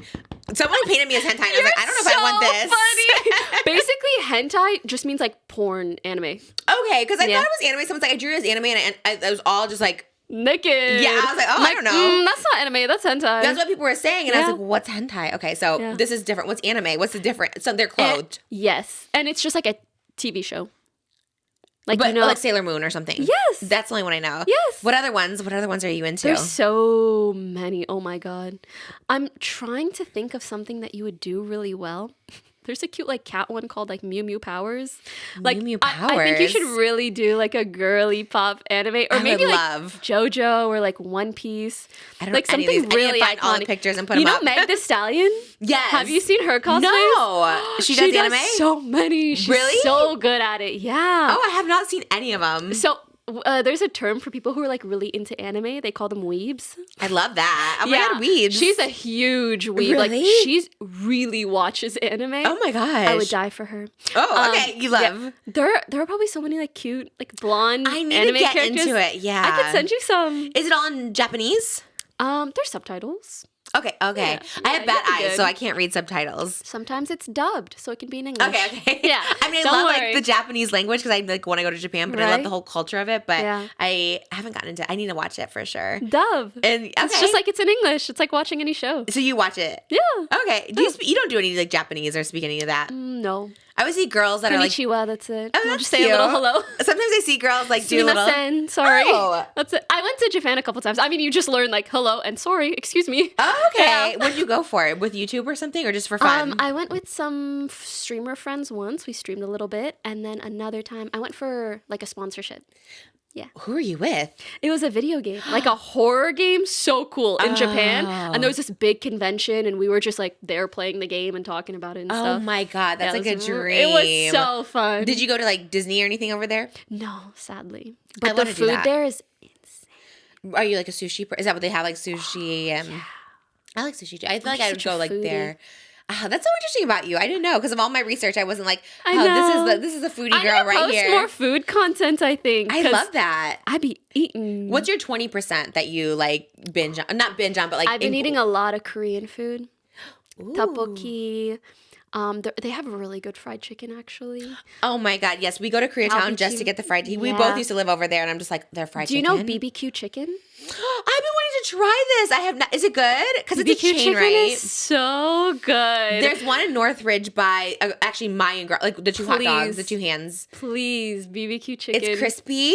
I have been a fried chicken fanatic since high school. Like, actually, the guy who asked me to prom, he put the prom tickets in a KFC bucket and asked me, and it was like, "Do you want to go to prom?" I love that you love KFC too. Like, literally since high school. So when I tell you BBQ chicken, like, it shocked me how good it was. Just the original, but they have so many fun flavors, like cheesy fried wings. Like, they have so much. I'm gonna go there like right after this. I swear. Please, because there's one like 20 minutes from us. Yeah, and they have like really good fried rice and tteokbokki. Have you had that? What is that? No. The rice cakes. What is it? No way, you haven't had that Korean is it rice like cakes. long or is it like circle? Yeah, it's like honestly, it's like a finger, but it's like carb. And what's in it? Like rice, but in the form of a cake. It's almost like a potato-ish. It's like a carby, chewy thing that you eat. That sounds they delicious. They have like plates of it there with like spicy sauce, and it's so good. Oh my God, you're gonna make me want. I like that. Sounds so good, honestly. Yeah, we have to do a mukbang. We do You're have to do for one too, so you can really. Very few. Dude, someday if I'm ever pregnant, I'm gonna post a crazy craving series. Today I'm craving literally everything I just listed. I've been talking about the BBQ chicken place for so long. Right, So I want to go. Yeah, and it's right next to a Korean fried cheese place in the valley. It's kind and of my recent obsession. It's so good. But yeah, Koreatown has like really good fried chicken. We've gone to like the mall and they have like really good fried. It's like my weakness for sure. Have you been to Bavel? No, where's that? It's an arts district. Okay. It's just like my favorite restaurant to recommend to people. It's a Middle Eastern spot. Have you been really to Bavel over there, babe? You need to get a reservation. It's like booked up, but it would be such a great date night. What kind of Middle Eastern food is it? They have like kebabs. They have lamb, like a lot of lamb dishes. They just have. That's one of my favorite things to cook. Really good lamb. hummus and like the fluffiest pita bread you'll ever have in your life. That's like my weakness. Pita bread is definitely my weakness. Oh my gosh. You're just going to adore it. Those two places. I love that you know all this like food insight. I'm like, maybe I need to make videos of that. Food blogger for real. Yeah. I'm down. I love it. And so do you mostly eat out or do you cook too? I actually have a friend who she's like a fitness influencer kind of, and she has a whole like meal prep service. So that's where the 80% is. I see. Like so a lot of the meals I eat are like organic, not inflammatory foods, gluten-free kind of like meal prep already made for me. Okay. So when I want to go out with friends or treat myself a little, I can, because I know everything I make at home is either that or I make my own like breakfasts and stuff. Yeah. So most of my food is that. Oh, that's amazing. The meal prep thing, that should be your next foray too. Like, do you collab with your friend? Because meal preps are so hard to find good ones that are like actually tasty and stuff, you know? Usually they're just like boring or whatever. Or not enough food. Yeah. I think it's like Weight Watchers where the food is just like, not enough. Yeah, it's like, Have you ever thought about like acting or anything like that? Because you did do Free Guy, which by the way, did you ad-lib that or was that a script? Both, kind of. Like they made me read the script lines and they're like, okay, but how would you say it too? So a bit of both. I never really thought about acting. Really? Have you ever? Oh, I mean, that's like my dream. I don't act. I've never acted, but I would love to. I would love to just be like in a movie. That's when I saw you in Free Guy. I was like, when I see, or Five Nights at Freddy, there was a bunch of like gamers in there too. And I was just like, I want to be, maybe I need to go into gaming because all the gamers get to be in these movies. I actually really appreciate that they like include us because I'm like, oh, you guys like actually care. You could have used some random actor or something, yeah. But you're like recognizable. And so I feel like it's cool for both of us, hopefully. I don't know. No, for sure. I think you were the only girl in there, right? That was so cool. They had you be like, he's so cute. And I was like, okay, I love that. And he was. Yeah. He was. It was. We watched that movie. I had no idea what it was about. I went in and I'm like, what is this? But it was good. It was a good movie. But I'm surprised. Like sometimes gaming movies can be so cringe. So I was glad this one was actually like pretty good, interesting plot kind of thing. But yeah, acting is obviously like just so cool. I feel like I admire the art so much that I'm like, I can't do that. You know what I mean? Oh, really? I just feel like, but you did it. You're in a movie. No, like, that's like the that's goal. A cameo, you know? Like, I'm just being me. Girl, I would die for that cameo. I was like, wow, you were like in a movie in theaters. Do you have an agency? Now I do, but it's taken like 18 years to get. So now, literally how? But I told them, I was just like, yeah, I would do free guy cameo, you know, no, whatever it takes. agencies, like, it's great because they usually have like a movie department. Are you with someone? Yeah, I'm with UTA. And okay, oh, that's huge. Because you're so recognizable. You just tell them, like, I would be down. So hopefully they should get that opportunity for you, yeah. I mean, I'm definitely going to tell them now, but what do you tell your agents? Like, what do you mostly focus on with them? I think nowadays, I mean, like, every year or two, I'm like, something new. Wow. Yeah, now I'm like, maybe some voiceover, some podcast stuff. Like, it would be so cool to do something like that. Would be so good for you because... especially after the ASMR. Yes, and your voice goes so many. I always see the TikTok trend now too. They're like, I'm a voice actor, and they do like the line. Yeah. And I was like, wow, so cool. And they do a lot of anime, and that's why I was like, oh my god, that would be like so perfect for you. It would be so cool. So that's very much a dream. And that's like also something that's like low key. I feel right. Like you don't have to be you. You know, you don't have to be this full like presentation. But I think really, I just like doing new shit.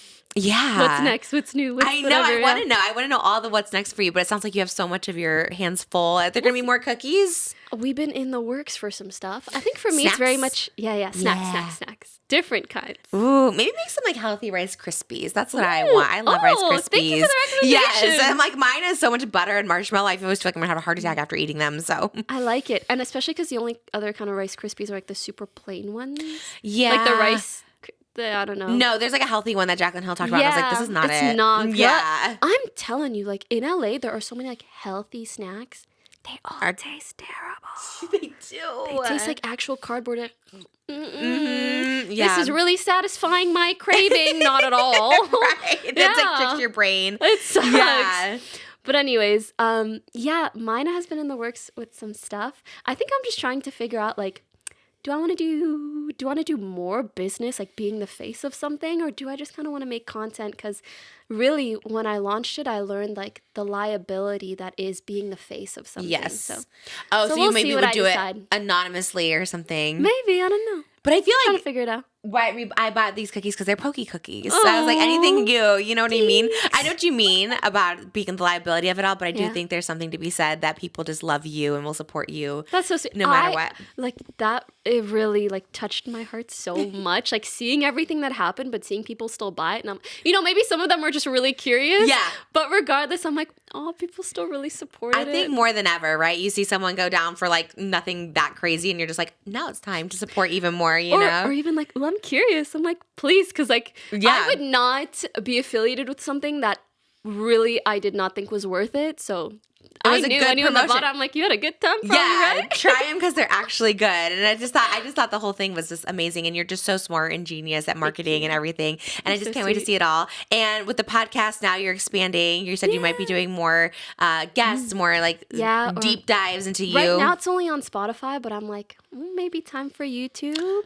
Maybe time for saw video some clips. Guests or co-hosts or something. Yeah. People are just re-uploading it. Yeah, I primarily just upload on Spotify. Mm-hmm. Oh, so the video's on Spotify. Yes. Okay, because I was the video and the audio is on Spotify. Do you have? But don't tell anyone. Do they have a TikTok? Right. Yeah. So they're posting I think there's a TikTok like with just clips, but mainly it's like Instagram and Spotify. Instagram and Spotify, because that's the one I saw where you had your hair up in these cute little buns, and I was like, I'm doing Poki buns. That was like so cute. You look so cute. I was trying to figure out. I was like, let me see what's like the vibe and stuff. And then you came in looking so good. You look like Gossip Girl right here. You look so amazing. You look good. Like I feel like in awe seeing you in person. Crazy. Because I've been like seeing you online for so long, and dude, ever since even like the music video you were in years ago, oh my gosh. Like I don't know if you realize like how pretty you are. Like definitely not. I always hate myself, but thank you. Please know, like you are so genetically blessed. Oh my gosh, you you're so sweet. You have like the face of a star. I'm not kidding. I don't think I've ever been hyped up as much as you're hyping me up. But thank you. I'm not kidding. Like. Yes, you have the personality of a star, but you also have like the face and the look God, girl, you're gonna of make me a star. cry. Me being 9 months, just like rap, I'm like, oh, I feels like a monster. No, sweetie, you could never. Aww. Just because, like, literally here, your face card will never decline. That's my favorite. Even when you were younger, like, I love seeing like the music video clip of you, and of course I've seen literally like all of your eras. You wrote such a great storyline, and I'm happy that I got to follow it for so many years. Oh my you know? gosh. Well, thank you. I love You're it. so I'm glad I got a welcome. happy ending. I can't wait to watch your whole Yes. storyline. Yours You is just getting more and you bigger. really deserve your flowers. Thank And you. all the compliments. Oh all my of them. gosh. You're literally the sweetest, and you're just glowing and beautiful and everything You know, about you. I only say what I mean, though. Like, I know, and I feel so it. take it to heart. Oh, I feel it. So, like I'm you said, glad. in my chest, I feel it in my bones and glad. everything. And I really do hope to like see you again and just see where you go. And Anything you want me to do, I will be there. Okay, like I would love, like, take me under your arms, tell me what to do. Like, should we get legit, I'm like, BBQ chicken soon? Yes, yes, anything you want. Especially because, like, I just love the girlies. I love your audience. Yeah. And like, I watch you. I watch everyone you bring on. Like, I watch all of that content. You've always so I'm been like, supportive. but like, it's like I love you guys from afar. I'm like, I'm in But my we're little here now. gaming bubble. Go to her gaming. Go to her gaming coming. bubble. But Yeah. you're way more than a gaming bubble. Thank You're you. out there. Please go subscribe everywhere. Go watch her on Thank you Spotify. guys It's so coming much to for YouTube. watching. Her gaming, her Twitch. You're like an icon and a trailblazer. And you'll even see that in 10 years from now. People will be like, look back on you and be like, damn, this girl had a journey, and we were all witnessing it, and it's really True. fun to see. So enjoy the journey. I and hope you guys were entertained. yay, you guys, the one and only Pokimane, Pokimane, Thank you, Poki, Trish. Iman. We I love appreciate you so much. Thank you.